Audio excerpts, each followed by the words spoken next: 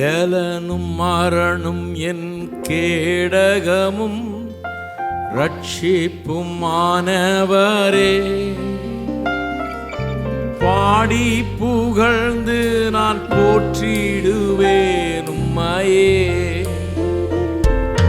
பலனும் மரணும் என் கேடகமும் ரட்சிப்புமானவரே. பாடி புகழ்ந்து நான் போற்றிடுவேன் உம்மையே. என் யெகோவா ஷம்மா என்னோடு என்றும் நீ. என் யெகோவா நிசி என் ஜெய கொடி. என் யெகோவா ரப்பா என் பரிகாரி நீ. என் யெகோவா ஷலோம் என் சமாதானம் நீ. என் யெகோவா ஷம்மா என்னோடு என்றும் நீ. என் யெகோவா நிசி என் ஜெய கொடி நீ. என் யெகோவா ரப்பா என் பரிகாரி நீ. என் யெகோவா ஷலோம் என் சமாதானம் நீ. தேவன் சகாயர் எனக்கு எவருக்கும் அஞ்சிடேனே. ஒருபோதும் என்னை விட்டு விலகுவதில்லை தேவன். தேவன் சகாயர் எனக்கு எவருக்கும் அஞ்சிடே. ஒருபோதும் என்னை விட்டு விலகுவதில்லை தேவன். பலனும் மரணும் என் கேடகமும் ரட்சிப்புமானவரே. பாடி புகழ்ந்து நான் போற்றிடுவேன் உம்மையே. பலனும் மரணும் என் கேடகமும் ரட்சிப்புமானவரே. பாடி புகழ்ந்து நான் போற்றிடுவேன் உம்மையே. என் யெகோவா ஷம்மா என்னோடு என்றும் நீ. என் யெகோவா நிசி என் ஜெய கொடி நீ. என் யெகோவா ரப்பா என் பரிகாரி நீ. என் யெகோவா ஷலோம் என் சமாதானம் நீ.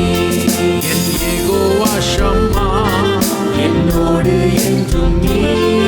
என் யெகோவா நிசி என் ஜெய கொடி நீ. என் யெகோவா ரப்பா என் பரிகாரி நீ. என் யெகோவா ஷலோம் என் சமாதானம் நீ. பயமின்றி துணிந்து நானும் சேனைக்குள் பாய்ந்திடுவேன். உம்மாலே பலனும் கொண்டு மதிலையும் தாண்டிடுவேன். பயமின்றி துணிந்து நானும் சேனைக்குள் பாய்ந்திடுவேன். உம்மாலே பலனும் கொண்டு மதிலையும் தாண்டிடுவேன். பலனும் மரணும் என் கேடகமும் ரட்சிப்புமானவரே. பாடி புகழ்ந்து நான் போற்றிடுவேன் உம்மையே. பலனும் மரணும் என் கேடகமும் ரட்சிப்புமானவரே. பாடி புகழ்ந்து நான் போற்றிடுவேன் உம்மையே. என் யெகோவா ஷம்மா என்னோடு என்றும் நீ. என் யெகோவா நிசி என் ஜெய கொடி நீ யெகோவா ராபா என் பரிகாரி நீ என் யெகோவா ஷலோம் என் சமாதானம் நீ என் யெகோவா ஷம்மா என்னோடு என்றும் நீ என் யெகோவா நிசி என் ஜெய கொடி நீ என் யெகோவா ராபா என் பரிகாரி நீ என் யெகோவா ஷலோம் என் சமாதானம் நீ உம்மாயே நம்பும் எனக்கு நித்திய கன்மலை நீ உம்மாயே நோக்கிடும் நான் வெட்கமடைவதில்லை உம்மாயே நம்பும் எனக்கு நித்திய கன்மலை நீ உம்மாயே நோக்கிடும் நான் வெட்கமடைவதில்லை உம்மாயே நம்பும் எனக்கு நித்திய கன்மலை நீ உம்மாயே நோக்கிடும் நான் வெட்கமடைவதில்லை உம்மாயே நம்பும் எனக்கு நித்திய கன்மலை நீ உம்மாயே நோக்கிடும் நான் வெட்கமடைவதில்லை பல மரணம் என் கேடகமும் ரட்சிப்புமானவரே பாடி புகழ்ந்து நான் போற்றிடுவேன் உம்மையே பல மரணம் என் கேடகமும் ரட்சிப்புமானவரே பாடி புகழ்ந்து நான் போற்றிடுவேன் உம்மையே என் யெகோவா ஷம்மா என்னோடு என்றும் நீ என் யெகோவா நிசி என் ஜெய கொடி நீ என் யெகோவா ராபா என் பரிகாரி நீ என் யெகோவா ஷலோம் என் சமாதானம் நீ என் யெகோவா ஷம்மா என்னோடு என்றும் நீ என் யெகோவா நிசி என் ஜெய கொடி நீ என் யெகோவா ராபா என் பரிகாரி நீ என் யெகோவா ஷலோம் என் சமாதானம் நீ பயமின்றி துணிந்து நானும் சேனைக்குள் பாய்ந்திடுவேன் உம்மாலே பலனும் கொண்டு மதிலையும் தாண்டிடுவேன் எல்லாரும் பயமின்றி துணிந்து நானும் சேனைக்குள் பாய்ந்திடுவேன் உம்மாலே பலனும் கொண்டு மதிலையும் தாண்டிடுவேன் பயமின்றி துணிந்து நானும் சேனைக்குள் பாய்ந்திடுவேன் உம்மாலே பலனும் கொண்டு மதிலையும் தாண்டிடுவேன் பயமின்றி துணிந்து நானும் சேனைக்குள் பாய்ந்திடுவேன் உம்மாலே பலனும் கொண்டு மதிலையும் தாண்டிடுவேன் மரணம் என் கேடகமும் ரட்சிப்புமானவரே பாடி புகழ்ந்து நான் போற்றிடுவேன்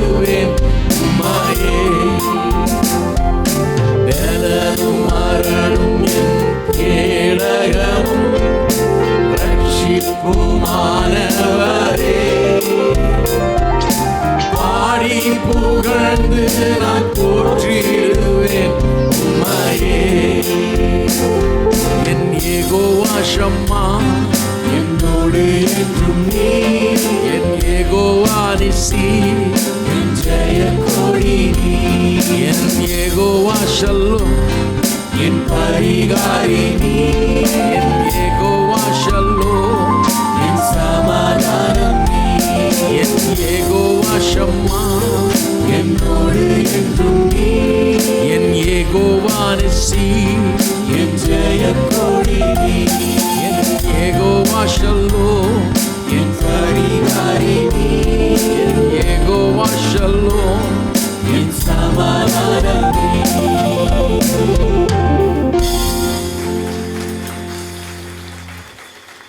அனைவரும் எழுந்து நின்று பாடுவோம். உலகெங்கிலும் இருந்து இந்த காலை வேளை தொலைக்காட்சியின் மூலமாகவும் இணையதளத்தின் மூலமாகவும் எங்களோடு கூட இந்த காலை ஆராதனையில் பங்கெடுத்து கொண்டிருக்கும் உங்கள் யாவரையும் ஆண்டவராகிய இயேசுவின் நாமத்திலே அன்புடன் வரவேற்கிறோம்.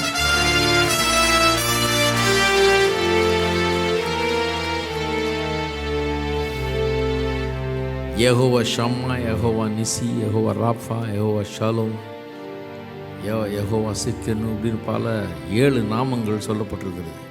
யெகோவான்னு ஆரம்பித்து முடிகிற நாமங்கள். யெகோவா தேவன் எப்படிப்பட்டவர்? அவர் மீட்பின் மூலமாக நமக்கு என்னவா எல்லாம் இருக்கிறார் என்பதை விவரிக்கும்படியாக 7 நாமங்கள். யெகோவா ஈரே கூடாது ஒன்று, 7 நாமங்கள். இந்த ஒருத்தர் செய்கிற அத்தனை வேலையை 7 நாமங்கள் அவசியப்படுது சொல்கிறதுக்கு. 7 விதமாக நம்முடைய தேவைகள் எல்லாத்தையும் சந்திக்கிறார். நமக்கு போதுமானவராய் அவர் இருக்கிறார். அவர் நம்ம ரட்சிக்கிறவர், சுகமாக்குகிறவர், உயர்த்துகிறவர், ஆசீர்வதிக்கிறவர், நம்முடைய கோட்டை, அரண், பெலன், நம்முடைய ஜீவன், நம்முடைய மருந்து, நம்முடைய எல்லாவற்றுக்கெல்லாம் அவர் இருக்கிறார். அதுதான் இப்போ பாடணும். அதனால திரும்ப திரும்ப சில நேரத்தில் பாட சொல்கிறேன். பயமின்றி துணிந்து நான் சேனைக்குள் பாய்ந்திடுவேன். நான் பாடுறேன், எனக்கு தான்.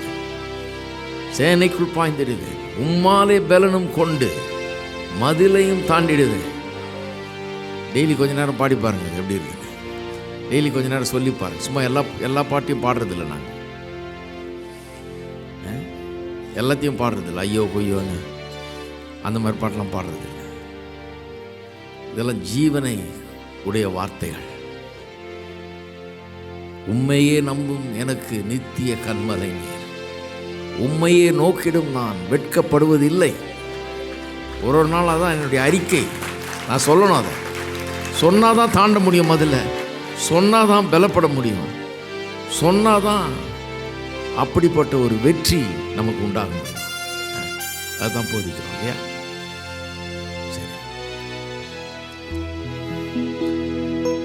ஆசீர்வதிக்கும் தேவன் தம் ஆசீர் பொழிந்திடும் நேரம். ஆசீர்வதிக்கும் தேவன் தம் ஆசீர் பொழிந்திடும் நேரம். பெருக்கத்தை அளித்திடும் தேவன் நம்மை பெருகச் செய்வாரி வருடம். பெருக்கத்தை அளித்திடும் தேவன் நம்மை பெருகச் செய்வாரி வருடம். ஆசீர்வதிக்கும் தேவன் தம் ஆசீர் பொழிந்திடும் நேரம்.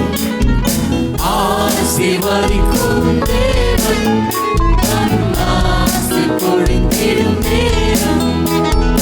பெருக்கத்தை அளித்திடும் தேவன் நம்மை பெருகச் செய்வாரி வருடம்.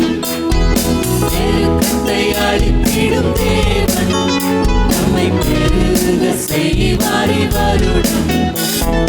பலத்தின் மேல் பலரே, கிருபையின் மேல் கிருபை, மகிமையின் மேல் மகிமை. பரிசுத்தம் பரிசுத்தமே என் வாழ்வில், பரிசுத்தம் பரிசுத்தமே. பலத்தின் மேல் பலரே, கிருபையின் மேல் கிருபை, மகிமை மேல் மகிமை.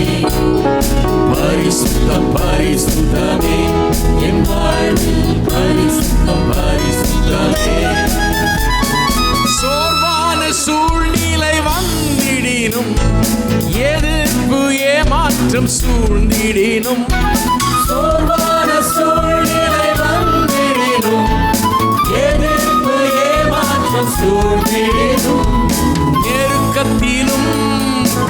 நெருக்கத்தையே அழித்திடும் தேவன் நம்மோடுண்டு.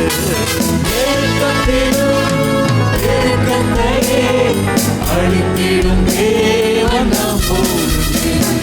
பலத்தின் மேல் பலனே, கிருபையின் மேல் கிருபை, மகிமையின் மேல் மகிமை, பரிசுத்தம் பரிசுத்தமே என் வாழ்வில், பரிசுத்தம் பரிசுத்தமே.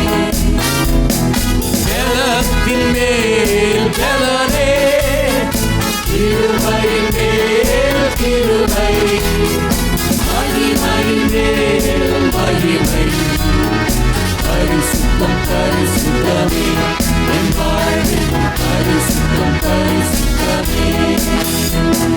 வறண்ட வாழ்க்கை செழித்திடுமே, கிருபையின் ஊற்றுகள் பெருகிடுமே. வறண்ட வாழ்க்கை செழித்திடுமே, கிருபையின் ஊற்றுகள் பெருகிடுமே. 100 மடங்கு பலம் தந்திடும் பெருக்கத்தின் தேவன் நம்மோடு. 100 மடங்கு பலம் தந்திடும் பெருக்கத்தின் தேவன் நம்மோடு. பலத்தின் மேல் பலனே, கிருபையின் மேல் கிருபை, மகிமையின் மேல் மகிமை, பரிசுத்தம் பரிசுத்தமே என் வாழ்வில், பரிசுத்தம் பரிசுத்தமே. பலத்தின் மேல் பலனே, கிருபையின் மேல் கிருபை, மகிமையின் மேல் மகிமை, பரிசுத்தம் பரிசுத்தமே என் வாழ்வில், பரிசுத்தம் பரிசுத்தமே. ஆத்தும பாரம் பெருகிடுமே, ஊழியம் தீவிரம் அடைந்திடுமே. ஆத்மபாரம் பெருகிடுமே, ஊழியம் தீவிரம் அடைந்திடுமே. திரள் கூட்டம் சீயோனிலே நோக்கி வந்திடும் காலமிலே. திரக்கூட்டம் சீயோனையே நோக்கி வந்திடும் காலமிலே.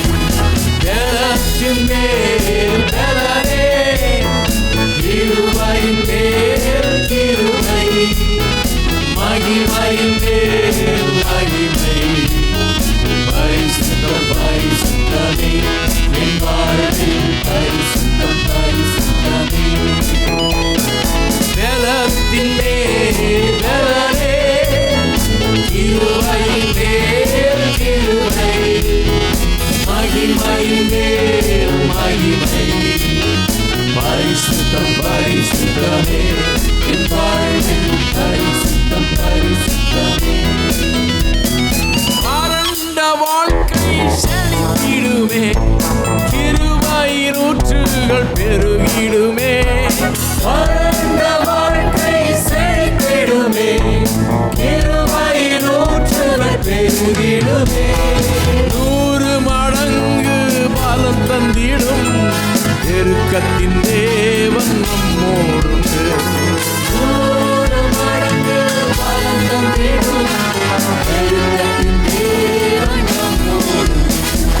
பலத்தின் மேல் பலனே, கிருபையின் மேல் கிருபை, மகிமையின் மேல் மகிமை, பரிசுத்தம் பரிசுத்தமே என் வாழ்வில், பரிசுத்தம் பரிசுத்தமே.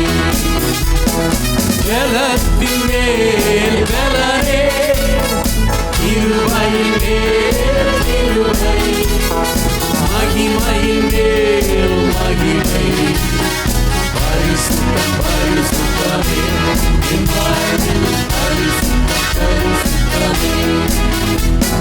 பலத்தின் மேல் பலனே, கிருபையின் மேல் கிருபை, மகிமையின் மேல் மகிமை, பரிசுத்தம் பரிசுத்தமே என் வாழ்வில், பரிசுத்தம் பரிசுத்தமே.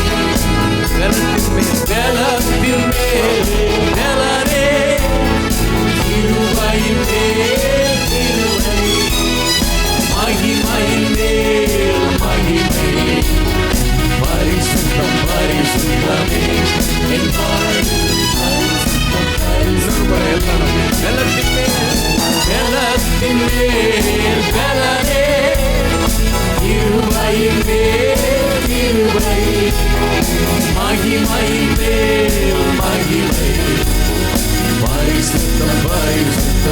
என் வாழ்வில் பரிசுத்தம் பரிசுத்தமே.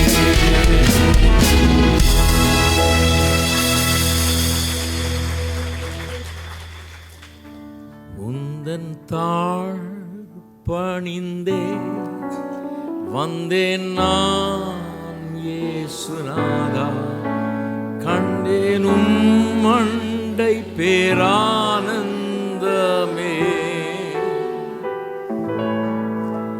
உமக்கீடா யாரும் இல்லை, யாதுமில்லை என்பேன்.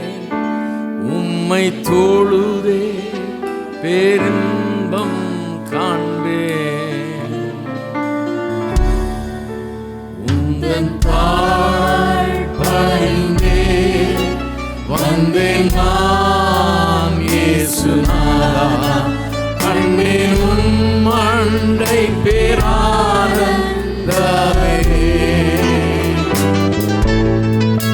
உமக்கீடா யாருமில்லை, யாருமில்லை என்பேன். உம்மை தொழுதே பேரின்பம் காண்பேன். உந்தன் தாழ் பணிந்தே வந்தேன் நான் இயேசுநாதா, கண்டேன் உன் மண்டை பேரானந்தமே. உமக்கீடா யாருமில்லை, யாருமில்லை என்பேன்.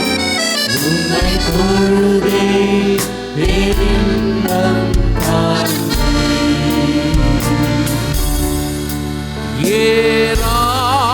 ஏராளமானவர், தாராளமானவர்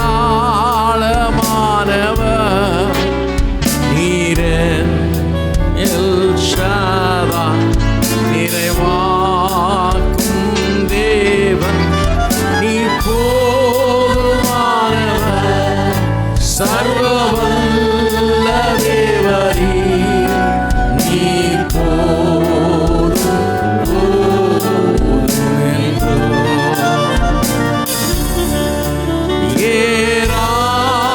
ஏராளமானவர், தாராளமானவர் நீரே எல் ஷாதாய், நிறைவாக்கும் தேவன் நீர் போதுமானவர், சர்வவல்ல தேவரீ நீர் போதும்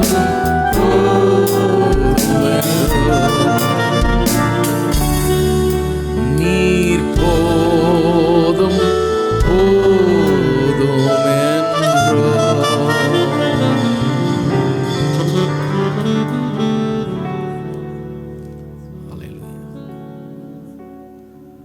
இயேசு போதுமானவராக இருக்கிறார்.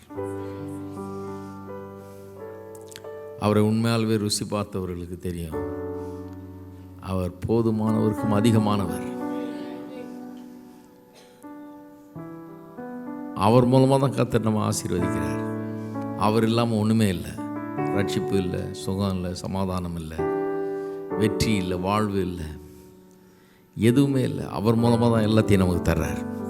அதனால தான் அவர் நாமத்தில் நாம் வர்றோம். அவர்கிட்ட தேவனிடத்தில் வரும்போதே அவருடைய இரத்தத்தின் மூலமாய் வர்றோம், அவருடைய நாமத்தின் மூலமாக வர்றோம். அவரை விட்டுட்டிங்கன்னா ஒன்றுமே கிடையாது. கர்த்தரிடத்திலே தேவனிடத்திலே வர முடியாது. நம்ம ஒன்றுத்தையும் பெற முடியாது. எதுவும் நம்முடையதில்லை. அவர் மூலமாக எல்லாம் நம்முடையதாக இருக்கிறது. தான் அப்போஸ்தலனாகிய பவுல் சொல்கிறார், ஆல் திங்ஸ் ஆர் யுவர்ஸ்.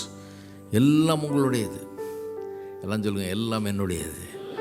ஆண்டவராகிய இயேசுவின் மூலமாக அனைத்து ஆசீர்வாதங்களும் என்னுடையதாக இருக்கிறது. என்னுடைய ஆவி, ஆத்துமா, சரீரம், கையின் பிரயாசம், குடும்பம், எல்லாவற்றிலும் ஆசீர்வாதம் இயேசுவின் மூலமாய் என்னுடையதாக இருக்கிறது. ஹல்லேலூயா. எல்லாரும் கரங்களை உயர்த்தி நாம் கர்த்தரை ஸ்தோத்திரிப்போம்.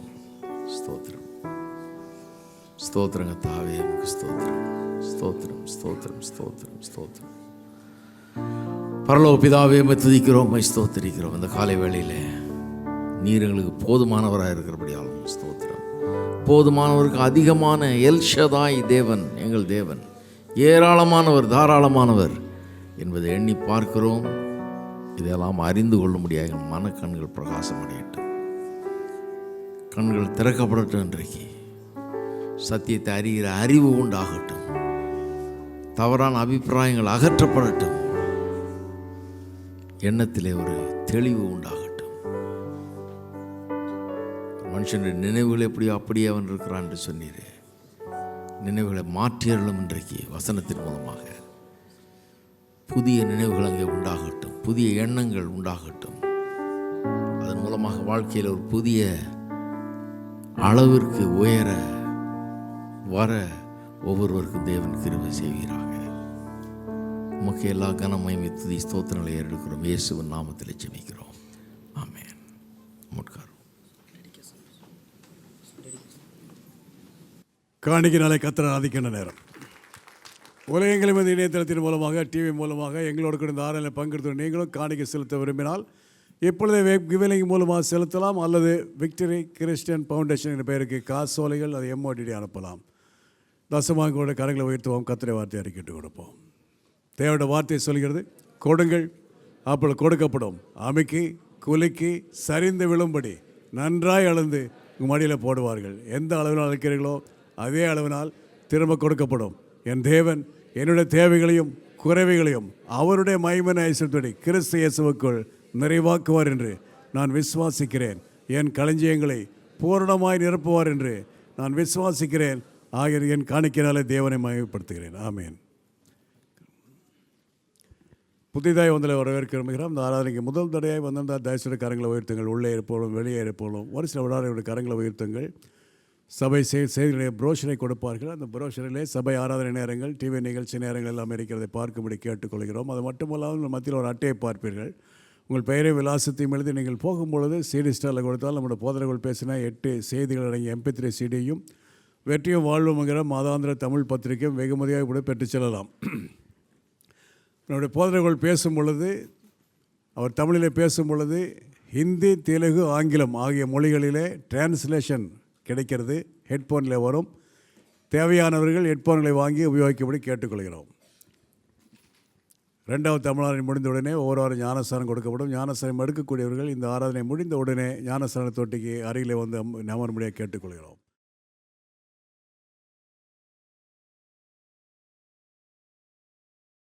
அப்போஸ்தலர் நடவடிக்கைகளின் புஸ்தகம் 2ஆம் அதிகாரத்துக்கும் 4ஆம் அதிகாரத்துக்கும் திருப்பி வைத்துக்கொள்வோம்.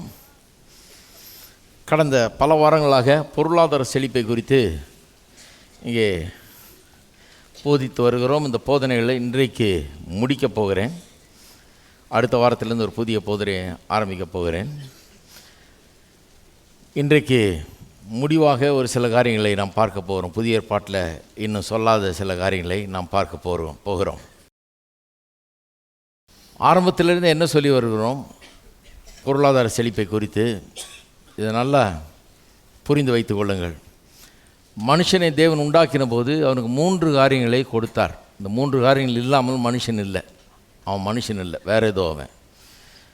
மனுஷன்னா 3 காரியங்கள் இருக்கணும்னு 3 காரியங்களை கொடுத்தார். ஆதியாகமம் 1:26 சொல்லுகிறது. ஆளுகையை கொடுத்தார். அவர்கள் ஆளக்கடவர்கள் என்று சொல்லி ஆளுகையை கொடுத்தார். அதே வசனத்தில் இன்னொன்று சொல்லியிருக்குது, தமது சாயலின்படி நமது ரூபத்தின்படி உண்டாக்குவோமாகன்னு சொல்லி தான் உண்டாக்குனார்.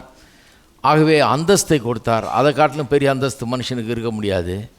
3வது ஆனந்தத்தை கொடுத்தார். எல்லாவற்றையும் அனுபவிக்கக்கூடியவனாக அவனை உண்டாக்கினார்.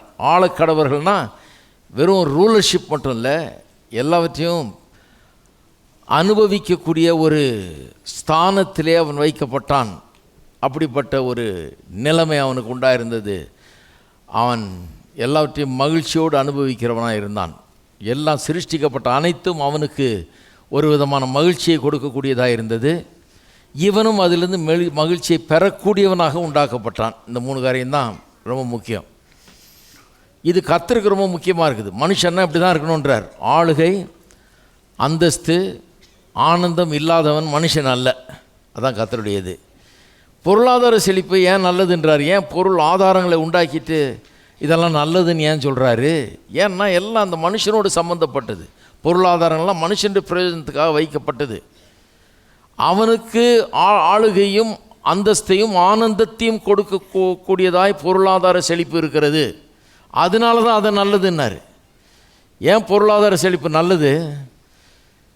மனுஷனுக்கு ஆளுகையும் அந்தஸ்தையும் அவனுக்கு ஆனந்தத்தையும் அது கொடுக்கக்கூடும். ஆகவே தான் அது நல்லது. கர்த்தருடைய கண்ணோட்டத்தில் எல்லாத்தையும் பார்க்கணும்.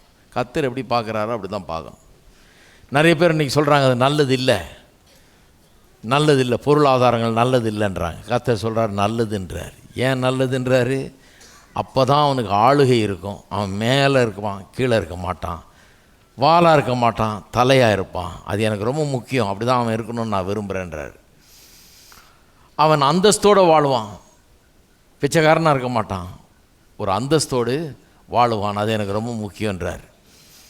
மகிழ்ச்சியோட எல்லா நிறைவும் பெற்று அதையெல்லாம் பெற்று மகிழ்வான். அது எனக்கு ரொம்ப முக்கியன்றார். இந்த மூணுத்தையும் ரொம்ப முக்கியம் கர்த்தர் நினைக்கிறாரு. பொருளாதார செழிப்பு இந்த மூணுத்தையும் சாத்தியமாக்குகிறது.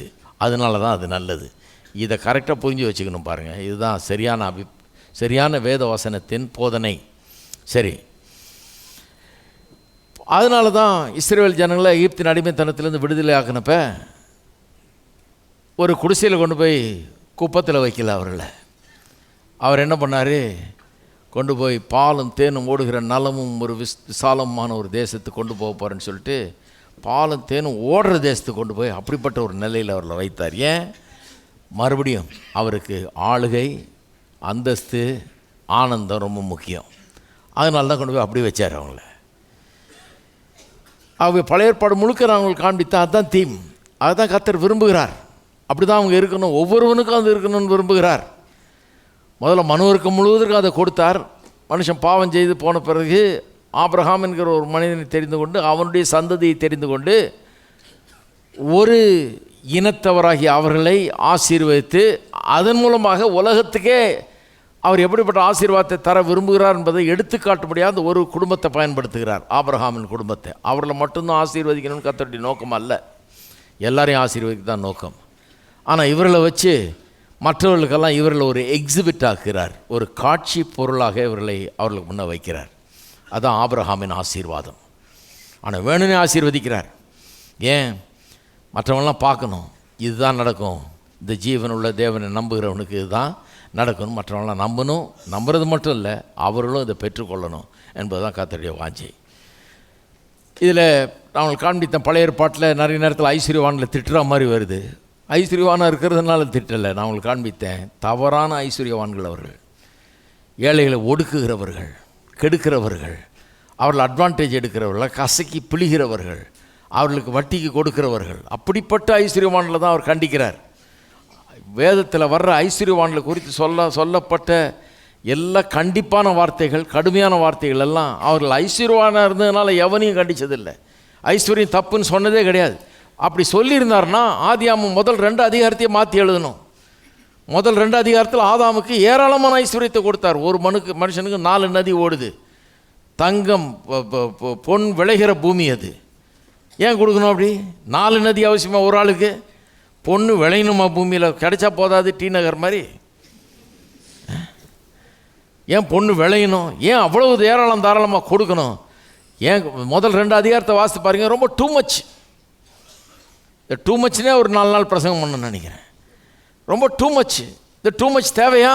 அது சொல்கிறாமா, எனக்கு தேவை. ஏன்னா அது ஆளுகை, அந்தஸ்து, ஆனந்தத்தை தருகிறது, அது எனக்கு ரொம்ப பிரியமாக இருக்குன்றார். அப்போ நிறைய பேர் சொல்கிறாங்க இது கெட்டதுன்னு. கர்த்தர் சொல்கிறாரு இதுதான் நல்லதுன்றார். ஏன்னா அவருடைய பார்வையில் அது நல்லதாக இருக்குது. ஏன்னா மனுஷனுக்கு ஆளுகை, அந்தஸ்து, ஆனந்தத்தை அது தருகிறது. அப்போ ஐஸ்வர்யம் வச்சுருந்ததுனால யாரையும் அவர் கண்டிக்க முடியாது. ஏன்னா ஐஸ்வர்யத்தை தர்றவரே அவர் தானே. வேத வசனம் சொல்லுது, கர்த்தரின் ஆசீர்வாதம் ஐஸ்வர்யத்தை தரும். அப்போ அது தப்பாச்சே? ஐஸ்வர்யம் தப்புனா அப்போ ஐஸ்வர்யத்தை தர்றவர் தப்பாச்சே? தர்றவர் தப்பு இல்லவா பண்ணுறாரு? பைபிளை மொத்தமாக வாசிக்கணும் பாருங்கள். ஏதோ ஒரு மூலையில் வாசித்துட்டு என்னத்தையும் ஒன்று சொல்லிட்டு இருக்கக்கூடாது. அதான் நான் சொன்னேன் இல்லையா, எல்லாத்தையும் விற்றுட்டு ஏழைகளுக்கு கொடுத்து என்னை பின்பற்றினார்.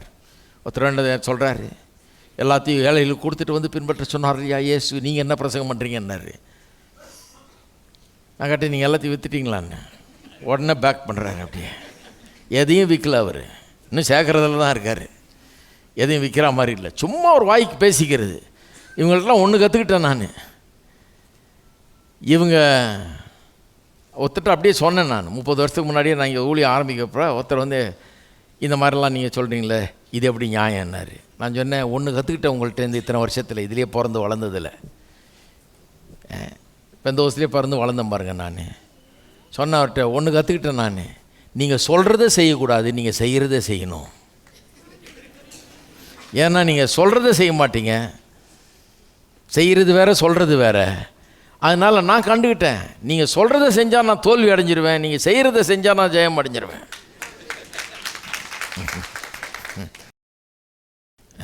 அதான் உண்மை.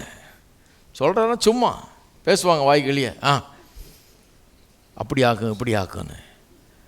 ஆனால் எதுவுமே ரியல் கிடையாது. எது ரியல்? வேத வசனம் தான் ரியல். கர்த்தர் சொல்கிறார் இதுதான் நல்லது, நான் கர்த்தரோட போகிறேன். ரொம்ப இம்பார்ட்டன்ட் பாருங்கள். கர்த்தர் சொல்கிறது கவனிக்கலைன்னா தவறான அபிப்பிராயங்களை நம்முடைய அபிப்பிராயமாக்கி தரித்திரம் பிடிச்சிருச்சுன்றாங்க. அது ஒன்றும் பிடிக்காது, நம்ம தான் பிடிக்கிறோம். அதை எப்படி தவறான கருத்துக்களை பிடிச்சி அதை அரவணைச்சி கொண்டு அதில் வாழ்கிறதுனால தரித்திரத்தை நம்ம பிடிச்சிக்கிறோம். நம்ம பிடிச்ச தரித்திரம் நம்மளை விடாது. அப்புறம் ஜாக்கிரதையாக இருக்கணும். எதை கேட்கிறோம் என்பதை குறித்து ஜாக்கிரதை உள்ளவர்களாக இருக்க வேணும்னு வேசு சொன்னார். ரொம்ப ஜாக்கிரதையாக என்ன கேட்குறேன்னு, எதையாவது ஒன்று கேட்டு வந்து அப்புறம் அதையே நம்பிக்கிட்டு இருக்காதுன்றார் இல்லையா? இப்போ புதிய ஏற்பாட்டுக்கு வரும்போது லூக்கா எழுதின சுவிசேஷத்துக்கு போனோம். அதை குறித்தும் நிறைய தவறான அபிப்பிராயங்கள் இருக்குது. இயேசு ஐஸ்வர்யத்தை வேணான்னாராக்கும், இயேசு எல்லாத்தையும் விற்று ஏழைகள் கொடுத்துட்டு என்னை வந்து பின்பற்றினாராக்கும், எல்லாத்தையும் விட்டுட்டு வரலன்னா என்னை வந்து பின்பற்ற முடியாதுன்னு சொன்னாராக்கும். அவங்க எல்லாம் அவரை பின்பற்றினவங்களாம் எல்லாத்தையும் விட்டுட்டு தான் போய் அவரை பின்பற்றினாங்களாக்கும். இந்த வசனங்கள்லாம் உங்களுக்கு காண்பித்தேன் அப்படியும் சொன்னார். அதே நேரத்தில் சகையை வீட்டுக்கு போயிட்டு அவன் 50% ஏழைகளுக்கு தரேன்னா மீதி 50% வச்சுக்கிட்டான். அவனை பார்த்து சொன்னார், ரட்சிப்பு உன் வீட்டுக்கு இன்றைக்கு வந்ததுன்னார். எப்படி வர முடியும்? 50% வச்சுக்கிட்டு இருக்கான்ல, எல்லாத்தையும் கொடுத்துட்டு வந்தால் தான் ரட்சிப்புன்னு ஒரு இடத்துல சொல்கிறார். இங்கே வந்து இப்படி சொல்கிறாரு என்ன? அப்போ அதை புரிஞ்சுக்கணும் நம்ம. ஏன் அதை அப்படி சொன்னார், இவன்ட்டு ஏன் அதை சொல்லலை, சிலரை ஏன் எல்லாத்தையும் விட்டுட்டு வான்னார், சிலரை ஏன் விட்டுட்டு வான்னு சொல்லலை, இதெல்லாம் விளங்கிக்கிட்டா ஏன் அப்படிலாம் பேசினார்ன்றது விளங்கும். தெளிவாக அதை புரிந்து கொள்ளலாம். இதெல்லாம் காண்பித்தேன். ஒட்டு மொத்தத்தில் என்ன, ஒரு நாளும் ஒருத்தன்ட்ட ஐஸ்வர்யம் இருக்குதுன்றதுனால அவனை கண்டிக்கவில்லை. அவன் ஐஸ்வர்யத்தை குறித்து தவறான அபிப்பிராயத்தை உடையவனாக இருந்து தவறான விதத்தில் அதை பயன்படுத்தி அப்படி வாழ்ந்து கொண்டிருக்கிறதுனால அந்த ஐஸ்வர்யத்தின் மேலே நம்பிக்கையை வைக்கிறதுனால தான் கண்டிக்கிறார். ஐஸ்வர்யவான் தேவனுடைய ராஜ்யத்தில் பிரவேசிப்பது அரிது. ஊசியின் காதில் ஒட்டக நுழையும் மொழி ஐஸ்வர்யவான் தேவனுடைய ராஜ்யத்தில் நுழைയത് ரொம்ப அரிதுன்னாரு. எல்லாம் ஆச்சரியப்பட்டு போகிறாங்க, என்ன அப்படி சொல்லிட்டாருன்னு. அப்புறம் கிளாரிஃபை பண்ணுறாரு. இப்போ நான் சொன்னதை கரெக்டாக கவனின்றார். ஐஸ்வர்யவான் தேவனுடைய ராஜ்யத்தில் பிரவேசிப்பது அரிதுன்றது தான் இவங்களால் நம்ப முடியல. சொல்கிறாரு கரெக்டாக, நான் இன்னும் கொஞ்சம் தெளிவாக சொல்கிறேன். ஐஸ்வர்யத்தில் நம்பிக்கையாக இருப்பவர்கள் தேவனுடைய ராஜ்யத்தில் பிரவேசிப்பது அரிதுன்னு கிளாரிஃபை பண்ணுறார். அவருடைய கிளாரிஃபிகேஷனை கவனிக்கணும், விலைக்கு சொல்கிறது இல்லையா? சரி, இப்போ புதிய ஏற்பாட்டு சபையை குறித்து பார்க்க ஆரம்பித்தோம் போன வாரம். அந்த 2 வசனங்களை வாசிக்கிறேன். 2ஆம் அதிகாரத்துலேயும் 4ஆம் அதிகாரத்துலேயும் சுருக்கமாக வாசிக்கிறேன். இந்த தடவை போன தடவை 41 வாசித்தேன் கான்டெக்ஸ்ட்டுக்காக. பெந்தெகோஸ்தே நாளில் 3000 பேர் வந்து ஞானஸ்தானம் பெற்று ஆதி திருச்சபையில் சேர்றாங்க. ஆதி திருச்சபை உருவாகி விட்டது. அந்த திருச்சபை பொருளாதாரத்தில் எப்படி இருந்தது என்பதை லூக்கா எழுதுகிறார். எந்த லூக்கா எழுதின சுவிசேஷத்தை எழுதின அவரே தான் அப்போஸ்தலர் நடபடிகளையும் எழுதுகிறார். அதனால் லூக்காவில் எல்லாத்தையும் பொருளாதாரத்தை பற்றி நிறைய வருது. நம்பர் 1 புஸ்தகம் புதிய வேதாமத்திலே நம்பர் 1 புஸ்தகம் பொருளாதாரத்தை பற்றி அதுதான். அதை இவர் தான் எழுதினார். அதை எப்படி வியாக்கியானம் பண்ணணுமோ, அதை எப்படி புரிந்து கொள்ளணுமோ அதே மாதிரி தான் இதை புரிந்து கொள்ளணும். ஏன்னா அங்கே ஒரு கருத்தையும் இங்கே அதுக்கு எதிர்மாறான கருத்தையும் அவர் சொல்ல மாட்டார். அங்கே என்ன சொல்கிறாரோ அதை தழுவி தான் இதுவும் இருக்க முடியும். ஆகவே நல்ல கவனிங்க. 44-45 வசனங்கள். விசுவாசிகள் எல்லாரும், சபை எப்படி இருந்தது பாருங்கள். ஒருமித்திருந்து சகலத்தையும் பொதுவாய் வைத்து அனுபவித்தார்கள். காணியாட்சிகளையும் ஆஸ்திகளையும் விற்று ஒவ்வொருவனுக்கும் தேவையானதுக்கு தக்கதாக அவைகள் எல்லாருக்கும் பகிர்ந்து கொடுத்தார்கள். இதிலேருந்து தவறான பல அபிப்பிராயங்கள் வந்தது. போன வாரம் பேசினேன் அதை பற்றி. பல கொள்கைகள், பல நம்பிக்கைகள், பல டாக்டரின்ஸ் உருவாச்சு இதிலேருந்து தவறாக, இல்லையா? இப்போ இதை கவனிங்க கொஞ்சம். எல்லாத்தையும் பொதுவாக அனுபவித்தார்கள். காணியாட்சியிலையும் ஆஸ்தியிலையும் விற்று எல்லாருக்கும் பங்கிட்டு கொடுத்தாங்கன்ன உடனே இதை ஒரு கொள்கையாக வைத்துக்கொண்டு சிலர்லாம் என்ன பண்ணுறாங்க, இப்படி தான் வாழணுமாக்குன்னு சொல்லி ஒரு கம்யூனல் லிவிங், அதாவது அமெரிக்காலலாம் நான் பார்த்துருக்குறேன், ஒரு கூட்டமாக ஒரு 200 பேர் கூட்டிக்கிட்டு ஒரு இடத்த வாங்கி அங்கே பொதுவாக எல்லாருக்கும் வீடு கட்டிக்கிட்டு குடும்பம் அங்கே உள்ளே வாழ்கிறாங்க. ஒரு காம்பவுண்டுக்குள்ளே எல்லோரும் ஒன்றா சாப்பிட்டுக்குவாங்க, ஒன்றா இருந்துக்குவாங்க, ஒன்றாலாம் செஞ்சுக்குவாங்க. அந்த மாதிரி இருக்கிறாங்க. ஏன்னா எல்லாத்தையும் பொதுவாக தான் அனுபவிக்கணும். பொது உடைமை, எல்லாருக்கும் சமமாக இருக்கணும், எல்லாருக்கும் ஈக்குவலாக இருக்கணும், பொதுவாக எல்லாத்தையும் வச்சுக்கணும். ஒருவனும் தனக்குன்னு சொந்தமாக ஒன்றுத்தையும் வைத்து கொள்ளக்கூடாது. இதை அப்படியே கிறிஸ்டியானிட்டிக்குள்ளே கொண்டு வந்துட்டாங்க பாருங்கள் நிறைய பேர். என்னன்னு கேட்டால் இந்த வசனத்தை ஆதாரமாக காட்டுவாங்க. என்ன சொல்கிறாங்க, எல்லாவற்றையும் பொதுவாக வைத்து அனுபவித்தார்கள். உள்ள ஆஸ்தியெல்லாம் வீடு நிலத்தெல்லாம் விற்று வந்து கொடுத்துட்டாங்களாம் அப்போஸ்தலர்கிட்ட. யார்கிட்டையும் சொந்தமாக எதுவுமே கிடையாது, பொதுவாக தான் வச்சு அனுபவித்தாங்க. ஆகவே இன்று கிறிஸ்தவர்களுக்கு ஒன்றும் இருக்கக்கூடாது, வீடு இருக்கக்கூடாது, வாசல் இருக்கக்கூடாது, நிலம் இருக்கக்கூடாது, சொத்து இருக்கக்கூடாது. இன்னும் கேட்டால் ஒட்டு மொத்தத்தில் சொல்லப்போனால் இது எப்படிப்பட்ட ஒரு கொள்கைன்னு கொண்டு வந்துட்டாங்க, யூட்டிலிட்டேரியன் ஃபிலாசபி ஆஃப் லைஃப். அதாவது யூட்டிலிட்டேரியன்னா தேவைக்கு அதிகமாக, நம்ம அடிப்படை தேவை என்னமோ அதுக்கு அதிகமாக ஒன்றுமே இருக்கக்கூடாது. என்ன தேவை, 2 வஸ்திரம் தேவை, ஒன்று கொடியில் தொங்கணும், ஒன்று உடம்புல தொங்கணும். அதுக்கு மேலே தேவை இல்லையா உனக்கு, இல்லையா? உனக்கு என்ன தேவை, ஒரு 450 ஸ்கொயர் ஃபீட்டில் ஒரு வீடு போதும். உனக்கு என்ன தேவை, கட்டில் வேணாம், பாய் போதும். இப்படி பிரசங்கம் பண்ணுறவங்களாம் இருக்காங்க பாருங்கள். அன்றைக்கி ஒருத்தர் பிரசங்கம் பண்ணுறாரு, கேட்டுட்ருக்கிறேன், ஒரு சின்ன கார் போதும். அப்போ இவர்கிட்ட கேட்டுக்கணும் போல இருக்கு, அடுத்த கார் வாங்கும்போது நீளம் எவ்வளோ இருக்கணும், அகலம் எவ்வளோ இருக்கணும், சீட்டு எத்தனை இருக்கணும், பிள்ளைகளுக்கு சீட்டு இல்லைன்னா இப்போ தூக்கி கேரியர் மேலே போட்டுக்கலாமா, பின்னால் தொங்க விட்டுக்கலாமா?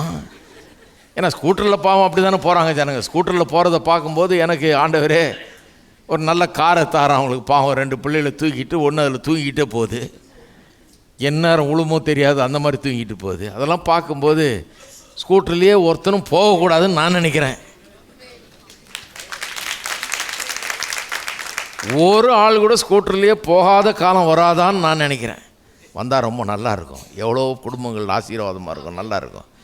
இதை நான் போதிச்சதுக்கு ஒருத்தர் சொன்னார், பின்ன எல்லாம் கார் வச்சுருக்கணுமாயா, இதுதான் உங்கள் போதனையா அப்படின்னார். அதே தான் போதனை. போன தடவை 30 வருஷத்துக்கு முன்னால் நான் சொன்னது சரியாக விளங்கலைன்னா இப்போ விளங்கிங்க. அதே தான். அறிவே இல்லாத பேசக்கூடாது பாருங்கள். ஒரு சின்ன கார் போதும், ஒரு சின்ன வீடு போதும், கட்டில் வேண்டாம், பாய் போதும், ஏன் தெருவே போதுமே அப்படி பார்த்தா, எதுக்கு வீடு? இதெல்லாம் வந்து பாருங்கள், இதான் நான் சொல்கிறேன், இதெல்லாம் நம்பினீங்கன்னா கெட்டு போயிடுவீங்க. நம்பினீங்கன்னா ஒன்றும் இல்லாமல் போயிடுவீங்க. இதெல்லாம் அரவணைச்சிக்கிட்டு இதுதான் கிறிஸ்தவ போதை நினச்சிட்டு இருந்தீங்கன்னா தப்பு. இந்த வசனங்களை வாசித்துட்டு இப்படி வியாக்கியானம் பண்ணிட்டாங்க. எல்லாம் பொதுவாக வச்சு அனுபவிச்சாங்க. காணியாட்சியிலையும் ஆஸ்திகளையும் விற்று தேவையானதுக்கு தக்கதாக ஒவ்வொருவனுக்கும் பகிர்ந்து கொடுத்தார்கள். ஆகவே பொது உடைமை கொள்கை, அதை தான் வேதவசனம் போதிக்குதுன்னு. பொது உடைமை கொள்கை சில ஊர்களில் இருக்குது, நாடுகளில் இருக்குது, அதை ஃபாலோ பண்ணுறாங்க சிலர், அதெல்லாம் எனக்கு தெரியும். ஆனால் வேதம் அதை போதிக்கவில்லை. எல்லாருக்கும் எல்லாம் சமமாக இருக்கணும் அப்படி நடந்ததாக்குங்க, அதுதான் வேதம் போதிக்கிறது கிடையாது. வேதம் அதை போதிக்கவில்லை. வேதம் எதை போதிக்கிறது? பொது உடைமையை காட்டிலும் உயர்ந்த ஒன்றை போதிக்குது. எல்லாருக்கும் ஐஸ்வர்யம், தாராளம், ஏராளம். இப்போ பாடணுமே, ஏராளமானவர் தாராளமானவர் நம்முடைய கர்த்தர். அந்த ஏராளம் தாராளமான கர்த்தர் ஏராளம் தாராளமாக தருவார். எல்லாருக்கும் ஏராளம் தாராளமாக இருக்கணுன்றது தான் வேத வசனம் போதிக்குது. எல்லாருக்கும் சமமாக பங்கிட்டு ரேஷன் கடையிலேயே நாட்டை நடத்திடலான்றது போதிக்கல கர்த்தர். ஹலோ, இருக்கீங்களா? ரேஷன் கார்டை கிட்டத்தட்ட பைபிள் மாதிரி ஆக்கிட்டோம் நம்ம. பைபிள் தொலைஞ்சாலும் பரவாயில்ல, ரேஷன் கார்டு தொலைஞ்சி போய்டும். பத்திரமா வையது, அதை பிளாஸ்டிக் கவரில் போட்டு அதை சீல் பண்ணி, இதை மட்டும் தொலைச்சிடக்கூடாது. பொழப்பே இதில் தான் இருக்குது. கர்த்தர் ரேஷன் கடை நடத்தலை. கர்த்தர் ஏராளமானவர், தாராளமானவர். அதுதான் அவருடைய கொள்கை. இந்த மாதிரி வசனங்களை பார்த்து டிஸ்ட்ராக்ட் ஆகக்கூடாது. அதனால தான் இதை வியாக்கியானம் பண்ணேன். இன்னும் கொஞ்சம் இன்றைக்கி பண்ணுறேன். ரெண்டாவது இன்னொரு வசனம் வாசித்தேன், 4 அப்போஸ்தலர் நடவடிக்கைகள் 4:32 வாசிக்கிறேன். விசுவாசிகளாகிய திரளான கூட்டத்தார் ஒரே இருதயமும் ஒரே மனமுள்ளவர்களாக இருந்தார்கள். ஒருவனாகிலும் தனக்குள்ளவைகளில் ஒன்றையும் தன்னுடையதென்று சொல்லவில்லை. சகலம் அவர்களுக்கு பொதுவாக இருந்தது. 34 நிலங்களையும் வீடுகளையும் உடையவர்கள் அவைகளை விற்று விற்கப்பட்டவர்களின் கிரயத்தை கொண்டு வந்து அப்போஸ்தலருடைய பாதத்தில் வைத்தார்கள். அவனவனுக்கு தேவையானதுக்கு தக்கதாய் பகிர்ந்து கொடுக்கப்பட்டது. அவர்கள் ஒருவனுக்கும் ஒன்றும் குறைவாக இருந்ததில்லை. ஒருவனுக்கு ஒன்றும் குறைவானது. இதெல்லாம் வச்சு தான் தேவைக்கு அதிகமாக நமக்கு ஒன்றும் இருக்கக்கூடாது. பாருங்கள், ஆதி திருச்சபை அப்படி தான் இருந்ததாக்கும். யாரும் தன்னுடையது ஒன்றையும் தன்னுடையதுன்னு சொல்லவே இல்லை. எல்லாம் அவர்களுக்கு பொதுவாக இருந்தது. ஆஸ்தியெல்லாம் விற்று இப்போ எல்லோரும் கொண்டாந்து கொடுத்துட்டாங்களாக்கும். அதான் சொல்லியிருக்குதாக்கும் இங்கே அப்படிங்கிறாங்க. கிடையாதுன்னு நான் காண்பிக்கிறேன். இது ஏன் உண்மை இல்லை இப்படி சொல்வது, இதை இப்படி வியாக்கியானம் பண்ணுவது கரெக்ட் இல்லைன்னு போன வாரமே காமிச்சேன். இன்றைக்கு 3 காரணங்கள் சொல்கிறவங்களுக்கு ஏன் அதை நாம் ஏற்றுக்கொள்கிறது இல்லைன்னு. ஏன் இந்த எல்லாருக்கும் ஈக்குவலாக பங்கிட்டு கொடுத்துட்டு யாருக்குமே எதுவுமே இருக்கக்கூடாது, பொது உடைமையாக தான் எல்லாம் இருக்கணும், எல்லாருக்கும் ஈக்குவலாக பங்கெடுத்து கொடுத்துடணும் அப்படிங்கிறது வேத போதனை அல்ல. எல்லாத்தையும் விற்று கொண்டாந்து கொடுத்துடணும் கிறிஸ்தவனான உடனே, ஒன்றுமே உங்களுக்கு சொந்தமாக இருக்கக்கூடாது உங்களுதுன்னு, அதுதான் வேத போதனைங்கிறது தவறு என்பதை ஏன் சொல்லுகிறோம்? 3 காரணம் சொல்கிறேன். ஒன்று, அவர்கள் எல்லாத்தையும் கொண்டாந்து விற்று கொடுத்தார்கள் இருக்குது இல்லையா, அது விற்று என்ற வார்த்தை இப்போ 4ஆம் அதிகாரத்தில் எங்கே வருது? அது 34ஆம் வசனத்தில் வருது. 2ஆம் அதிகாரத்துலேயும் அது வருகிறது. 45ஆம் வசனத்தில் வருது. கிராமட்டிக்கலாக பார்க்க போனீங்கன்னா, இலக்கண ரீதியில் பார்க்க போனீங்கன்னா அது இம்பர்ஃபெக்ட் டென்ஸில் வருதுன்றாங்க. இம்பர்ஃபெக்ட் டென்ஸு பர்ஃபெக்ட் டென்ஸ்னால் உங்களுக்கு தெரியும், எல்லாம் படித்த ஆளுங்க தான். இம்பர்ஃபெக்ட் டென்ஸ்னால் என்ன, பர்ஃபெக்ட் டென்ஸ்னால் என்ன? பர்ஃபெக்ட் டென்ஸ்னால் ஒரே நேரத்தில் செய்து முடிக்கப்பட்ட ஒரு செயலை அது குறிக்கப்படுகிறது. விற்று அப்படின்னா வந்தாங்க, கிறிஸ்தவனானாங்க, ஆன உடனே எல்லாத்தையும் விற்றுட்டாங்க, எல்லாத்தையும் விற்றுட்டு இப்போ ஒன்றுமே இல்லை, அதான் பர்ஃபெக்ட் டென்ஸ் இல்லையா? இம்பர்ஃபெக்ட் டென்ஸ்னால் என்ன? விற்றுன்னு சொன்னால் இம்பர்ஃபெக்ட் டென்ஸில் அவ்வப்போது ஏற்றாற் போல ஏதோ தங்களிடம் இருந்த சில காரியங்களை விற்று அப்படின்னு தான் அர்த்தம். அவ்வப்போது தேவைக்கேற்றாற் போல, அல்லது கர்த்தர் அவர்களை நடத்தினது போல, ஏவினது போல, அல்லது அவருடைய மனதுக்கு தோன்றினது போல கொடுக்கும்படியாக அவர்களிடத்திலிருந்து சில சொத்துக்களை விற்று, அப்படி தான் அர்த்தம். இது இம்பர்ஃபெக்ட் டென்ஸில் வருது, பர்ஃபெக்ட் டென்ஸில் வரல. அதனால் என்ன சொல்கிறாங்க, அதை அப்படியே எடுத்துக்கூடாது. விற்றுனா போனாங்க, ஞானஸ்தானம் எடுத்தாங்க, அடுத்த நாளே போய் எல்லாத்தையும் விற்றுட்டு மொத்தமாக கொண்டாந்து கொடுத்துட்டாங்க அப்படின்லாம் கிடையாது.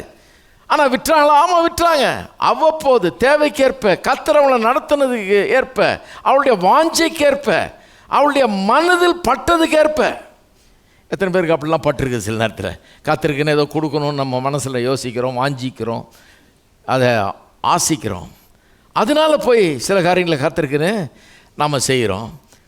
அப்படி எல்லாத்தையும் ஒன்று விற்று கொண்டாந்து கொடுத்துடல, அப்படி கொடுக்கணும்னு ஜனங்க போதிக்கவும் இல்லை, அப்போஸ்தலர்கள் போதிக்கவும் இல்லை.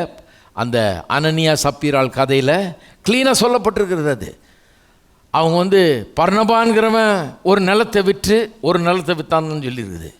ஹி சோல்ட் எ ஃபீல்டு அப்படின்னா அவனுக்கு அதுக்கு மேலே நிலம் இருந்திருக்கும். அதில் ஒரு நிலத்தை விற்றுருக்கிறான்.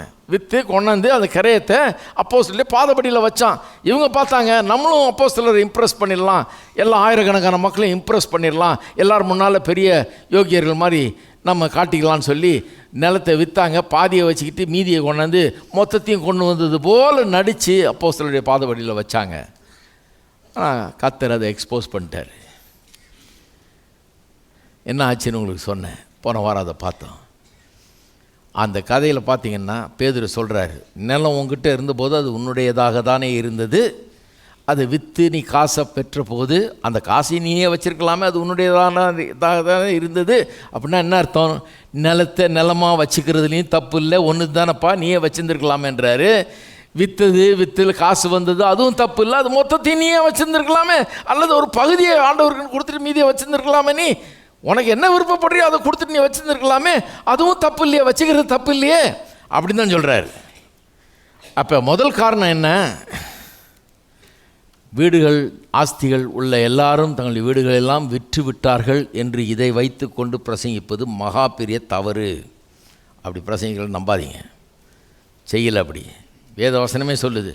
12ஆம் அதிகாரம் 12ஆம் வசனத்தில் பார்த்தீங்கன்னா, அப்போஸ்தலர் நடவடிக்கையில் மரியாள் என்பவள் மார்க்கினுடைய அம்மா ஒரு வீடு வச்சுருந்தா. அந்த அம்மா அந்த வீட்டில் எல்லோரும் கூடி ஜெபம் பண்ணுறாங்கலாம் எழுதியிருக்குது. எல்லாருமே வீடு இல்லாத பிளாட்ஃபார்மில் இருந்தாங்கன்ற மாதிரி பிரசங்கம் பண்ணுறது தப்பு. சிலர் அப்படியே பிரசங்கம் பண்ணுவாங்க, இதே தான் வேலை பாருங்கள். அடியேனுக்கு ஒன்றுமே கிடையாது, இந்த உலகத்தில் எனக்கு அடியேனுக்கு ஒன்றுமே கிடையாது. யார் கேட்டா இப்போ உங்களை? என்னெல்லாம் இருக்குதுன்னு எழுதி கொடுக்க சொன்னோமா? இப்போது எனக்கு ஒன்றுமே கிடையாது, நான் அடியேன் இவ்வளோ வருஷமாக இருக்கிறேனாக்கும், ஒரு சொத்து சம்பாதிக்கலையாக்கும், ஒரு காசு கிடையாதாக்கும், ஒன்றும் கிடையாதாக்கும்.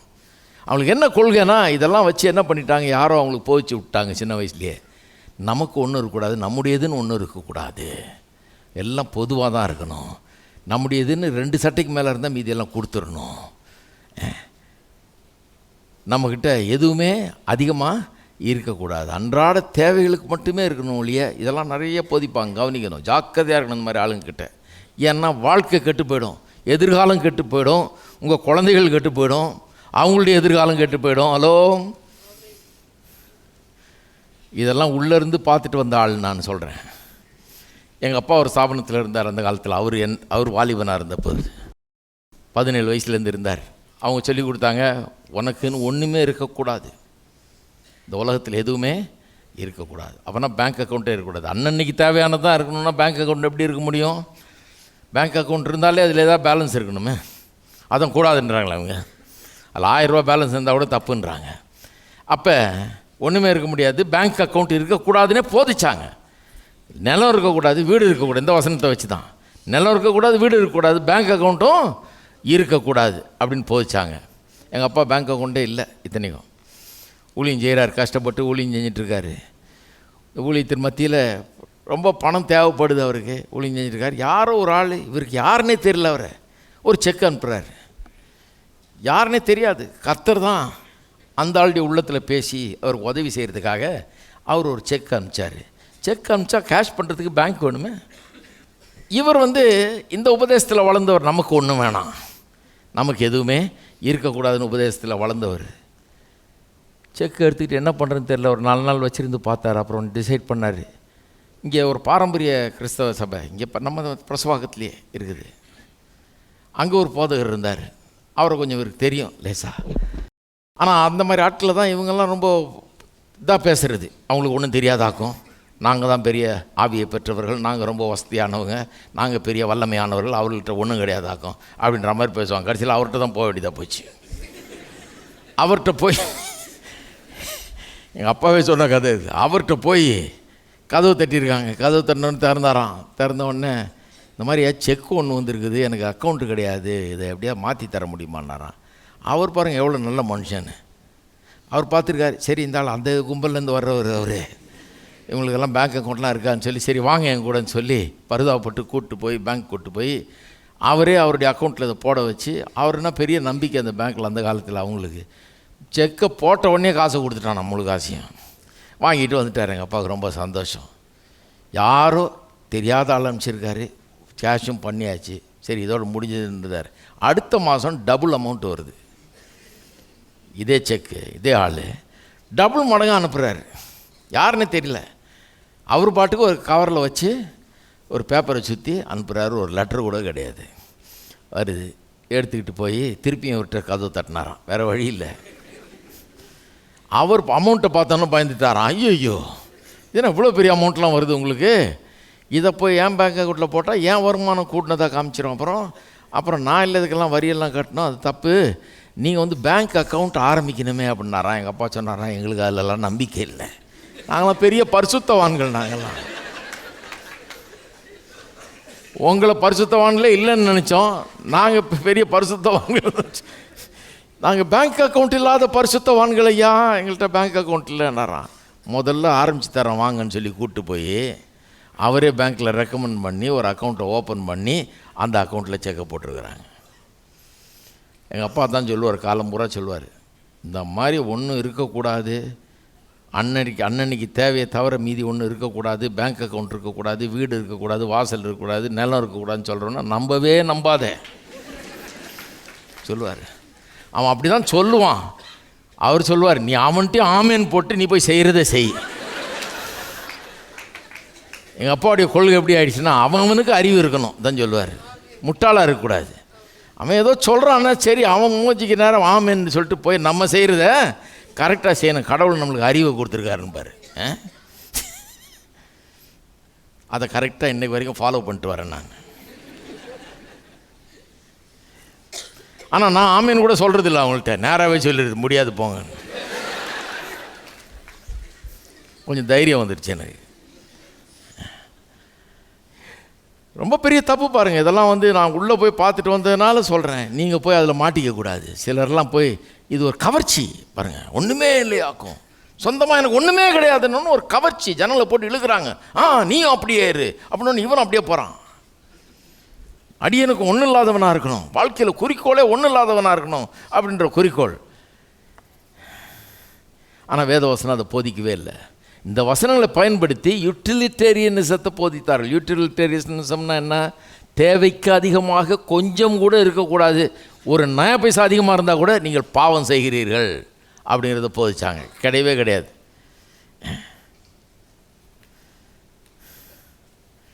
இந்த போதனைகளில் எங்கேயுமே அது போதிக்கப்படவில்லை. நாமளே நம்முடைய ஆஸ்தியெல்லாம் வெறுத்துடணும், நிலத்தெல்லாம் வெறுத்துடணும், வெறுத்துட்டு எல்லாத்தையும் விட்டு கொடுத்துடணும், விடுத்து எல்லாத்தையும் ஏழையில் கொடுத்துட்டு நம்ம ஒன்றும் இல்லாமல் ஆயிடணும்னுலாம் இந்த வசனங்களில் போதிக்கவே இல்லை. ஏன் போதிக்கலன்னு சொல்கிறேன். 4ஆம் அதிகாரத்தில் பாருங்கள், 4ஆம் அதிகாரத்தில் 34ஆம் வசனத்தில் நிலங்களையும் வீடுகளையும் உடையவர்கள் அவைகளை விற்றுன்றது, விற்கப்பட்ட கிரயத்தை கொண்டு வந்து அப்போஸ்தலருடைய பாதத்தில் வைத்தார்கள்னு சொல்லுகிறது எல்லாரும் எல்லாத்தையும் விற்றாங்கன்ற அர்த்தத்தில் சொல்லவில்லை, பெர்ஃபெக்ட் டென்ஸில் சொல்லவில்லை. அவ்வப்போது தேவைக்கேற்றாற் போடு தேவன் அவங்களை நடத்தினது மாதிரி, அவங்க மனதில் ஏவப்பட்டது போல் அல்லது மனதுக்கு தோன்றினது போல் கர்த்தருடைய காரியங்களுக்கு ஏதாவது செய்ய வேணும் என்று நினச்சி அவங்களாம் மனமும் செய்த காரியத்தை தான் அப்படி சொல்லியிருக்குது. எல்லாத்தையும் விற்றாங்கன்னு நீங்கள் எடுத்துக்கிட்டிங்கன்னா அது உங்கள் தப்பு. அப்படி சொல்லுகிற ஆட்களை நம்பினாலும் உங்கள் தப்பு. அப்படி சொல்லவே இல்லைங்க, அப்படி சொல்லவே இல்லை. இன்னொன்று சொல்லியிருக்கு பாருங்கள், ஒருவனாகிலும் தனக்குள்ளவைகளில் 32 பாதி வழியில் பாருங்கள், ஒருவனாகிலும் தனக்குள்ளவைகளில் ஒன்றையும் தன்னுடையதென்று சொல்லவில்லை, சகலவும் அவர்களுக்கு பொதுவாய் இருந்தது. ஒருவனாகிலும் தனக்குள்ளவைகளில் ஒன்றையும் தன்னுடையதென்று சொல்லவில்லை. அப்படின்னா தனக்குன்னு ஒன்று இல்லைன்னா தன்னுடையதென்று சொல்லவில்லைன்னு எப்படி சொல்ல முடியும்? ஹலோ, எல்லாருக்கும் தனக்குன்னு ஏதோ இருந்ததுனால தான் அவன் அப்படி தனதுன்னு சொல்லலை அப்படின்றாங்க. இப்போ எனக்கு ஒன்றுமே இல்லைன்னு வைங்க, இது என்னதில்லைன்னு நான் சொன்னான் திருப்பான் பார்க்குறவன். எனக்கு எல்லாம் இருந்தாலும் நான் இதை என்னதுன்னு நினைக்கிறது இல்லை. இது கர்த்தர் கொடுத்த ஆசீர்வாதம். கர்த்தர் எதுக்காக தேவைப்பட்டால், கர்த்தருடைய காரியங்களுக்கு தேவைப்பட்டால் நான் இதை கொடுக்க நான் தயாராக இருக்கிறேன், இதை கூட நான் கொடுத்துட தயாராக இருக்கிறேன் அப்படின்னு சொல்லும்போது அது வேற. என்னது தான், ஆனால் என்னதுன்னு நான் சொல்ல மாட்டேங்கிறேன் இல்லைங்களா? அப்போ ஒருவனும் ஒன்றையும் தன்னுடையதென்று சொல்லவில்லை என்று சொல்லும்போதே தன்னுடையதுன்னு சிலதெல்லாம் இருந்தது, ஆனால் அவன் அப்படி சொல்லலைன்றது தான் அர்த்தம். அதுவே ப்ரூஃப். அங்கே பிளெயின் சென்ஸ் ஆஃப் த வேர்டில் எடுத்துக்கிட்டாலே அவங்களுக்கெல்லாம் இருந்ததுன்னு அர்த்தம், இருந்தாலும் தன்னுடையதென்று சொல்லவில்லை அதுதான் அர்த்தம்.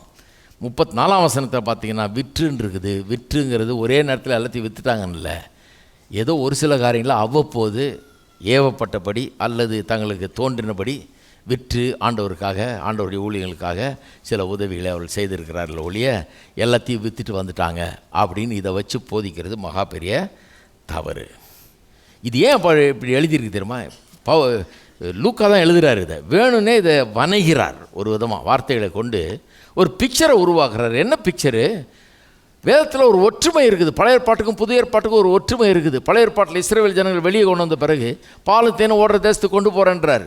அங்கே போனால் எப்படி வாழணும் அப்படிங்கிறதுக்கு பொருளாதார சட்டத்திட்டங்களை தர்றார். பார்த்தோம்ல, உபாகமத்தில் பார்த்தோம் இல்லையா? அதில் ஒரு சட்டத்திட்டம்னா 7ஆம் வருஷம் கடனை மன்னிக்கிற வருஷமாக இருக்க வேண்டும். சகோதரன் கடன் கேட்டானா வட்டி வாங்காத, கையை விரிவாக தர, கொடுக்க மறுக்காத அப்படிலாம் சொல்லித்தரார். பொருளாதார சட்டத்திட்டங்கள். அது நடுவில் 4ஆம் வசனத்தில் 15ஆம் அதிகாரத்தில் சொல்கிறாரு, உங்கள் ஒருவனும் ஏழையாய் இருப்பது இல்லை, எளியவன் ஒருவனும் உங்களிடத்தில் இருப்பதில்லை என்றது அர்த்தம்னா உங்களிடத்தில் ஒருத்தம் கூட உங்கள் மத்தியில் ஏழையாக இருக்கவே கூடாது. என்ன ஒரு தரிசனம் வச்சுருந்தார் பாருங்கள் இஸ்ரவேல் ஜனங்களுக்காக கர்த்தர். ஒரு ஆள் கூட உங்களில் யாரும் ஏழையாகவே இருக்கக்கூடாதுன்னு தரிசனம்.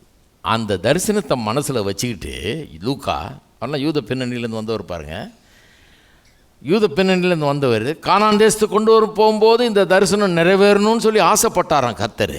ஆனால் அங்கே நிறைவேறல. அங்கே போயிட்டு திருப்பியும் சிறையிருப்புக்கெல்லாம் போனாங்க இவங்க. ஏன்னா இவங்க ஒழுங்கு கிடையாது, கர்த்தருடைய கட்டளையெல்லாம் கை கொள்கிற ஆளுங்க கிடையாது. அதனால் தரித்திரர் எப்போவுமே அவங்க மத்தியில் இருக்க தான் செய்தார்கள். ஆனால் அந்த புதிய ஏற்பாட்டில் சபை உருவாயிடுச்சு. இப்போது இது புதிய இஸ்ரவேல், இது ஒரு புதிய கானான் தேசத்துக்குள்ளே இவங்க பிரவேசித்திருக்கிறாங்க. அவங்க எகிப்தின் அடிமைத்தனத்திலிருந்து விடுதலையாகி, பார்வோனிடத்திலிருந்து விடுதலையானது போல் இங்கே பிசாசின் கடத்திலிருந்து விடுதலையாகி, பாவத்திலிருந்து விடுதலையாகி, இயேசு கிறிஸ்துவுக்குள்ளான இந்த கானான் தேசத்துக்குள்ளே ஜனங்க பிரவேசித்துட்டாங்க. இவருடைய வாழ்க்கையில் அந்த தரிசனம் எப்படி நிறைவேறுச்சுன்னு காண்பிக்கிறதுக்காகவே பேனாவை எடுத்துக்கிட்டு வரைகிறார் இவர் பிக்சரை. அதாவது உபாமம் 15 நாள் உங்களில் எளியவன் ஒருவனும் இருப்பானாக, ஏழைகள் ஒருத்த கூட இல்லாமல் இருப்பார்களாகன்னு சொன்ன அந்த காரியம் புதிய ஏற்பாட்டு சபையிலே, இந்த புதிய இஸ்ரவேலிலே நிறைவேறிவிட்டது. இந்த கானான் தேசத்தில் இயேசுக்குள்ளாக இந்த வாழ்க்கையில் நிறைவேறிவிட்டது என்று காண்பிக்க வேணும்னே அப்படி வணைகிறார். எத்தனை பேருக்கு நான் சொல்கிறது புரியுது? பைபிளை ரசித்து வாசிக்கணும், டிஸ்கனெக்டடாக வாசிக்கக்கூடாது. என்னமோ எங்கேயோ திடீர்னு புஸ்தகம் வந்து விழுந்த மாதிரி. எல்லாம் கனெக்டடாக இருக்குது, கோர்வையாக இருக்குது. இவர் மனசில் அதை வச்சுக்கிட்டு இங்கே சொல்கிறாரு. அப்படி தான் தரிசனம் வச்சுருந்தார் ஆண்டவர். இப்போ புதிய ஏற்பாடு சபையை பார்க்குறேன். ஒருவனும் ஒன்றுக்கும் குறைவுபடவில்லைன்ற வார்த்தை யூஸ் பண்ணுறாருங்க. பார்த்தீங்களா 34ஆம் வசனத்தில், ஒருவனும் ஒன்றுக்கும், அவர்கள் ஒருவனுக்கும் ஒன்றும் குறைவாய் இருந்ததில்லைன்றார். ஏன் வேணும்னு அப்படி சொல்கிறாரு? அதை மனசில் வச்சு சொல்கிறாரு. அந்த விஷன் இங்கே நிறைவேறிடுச்சு, அந்த தரிசனம் இங்கே நிறைவேறிடுச்சுன்றதை காட்டுறதுல ஒரு பெரிய ஆர்வம். புதிய கானான் தேசத்துக்கு வந்தாச்சு, புதிய இஸ்ரவேல் உருவாயிடுச்சு, அந்த தரிசனம் இங்கே நிறைவேறிடுச்சுன்றார். அப்போ அந்த தரிசனம் என்ன? அந்த தரிசனம் என்ன? இன்றைக்கி, அதாவது இன்றைக்கி தேவைக்கு மட்டும் இருக்கணும், அதுக்கு மேலே கொஞ்சம் கூட இருக்கக்கூடாதுன்னு தான் தரிசனமா? கிடையாது. பாலும் தேனும் ஓடுகிற நலமும் விசாலமான தேசம், அங்கே ஏழைகளே இருக்கக்கூடாது, அப்படிப்பட்ட ஒரு தேசம். அந்த தரிசனம் தான் நிறைவேறிடுச்சுன்றார் இங்கே. விளங்குதுங்களா? எத்தனை பேருக்கு விளங்குது நான் சொல்கிறது? கர்த்தர் ஒருபோதும் இவங்க மாதிரி தரிசனம் வச்சில்லை. கர்த்தர் இந்த யூட்டிலிட்டேரியனிசத்தை தரிசனமாக கர்த்தர் வச்சதே கிடையாது. தரித்திர தரிசனம் கர்த்தருக்கு இல்லவே இல்லை. எல்லாரும் குறைவுபட்டு எல்லாருக்கும் கொஞ்சம் கொஞ்சம் இருந்தால் போதும், இன்றைக்கி வைத்த கழுவுறதுக்கு இவ்வளோ சோறு இருந்தால் போதும்னு கர்த்தர் நினைக்கல. ஏன்னா அவர் வல்லவர், நல்லவர், பெரியவர், ஏராளம் தாராளமான எல்ஷதாய் தேவன், போதுமானவருக்கும் அதிகமானவர். அவர் எப்படி நினைக்கிறார்? எல்லாருக்கும் ஏராளம் தாராளமாக இருக்கணும், போதுமானதுக்கு அதிகமாக இருக்கணும், அப்படி தான் நினச்சார். அதுதான் கானான் தேசம். அந்த தரிசனம் நிறைவேறிடுச்சு. அதனால தான் ஒருவனுக்கும் ஒன்றும் குறைவாக இருந்ததில்லைங்கிற பாயிண்ட்டை அங்கே காண்பிக்கிறார், சுட்டி காண்பிக்கிறார். எத்தனை பேர் இருக்கிறீங்க? ரெண்டாவது இன்னொன்று பண்ணுறாரு.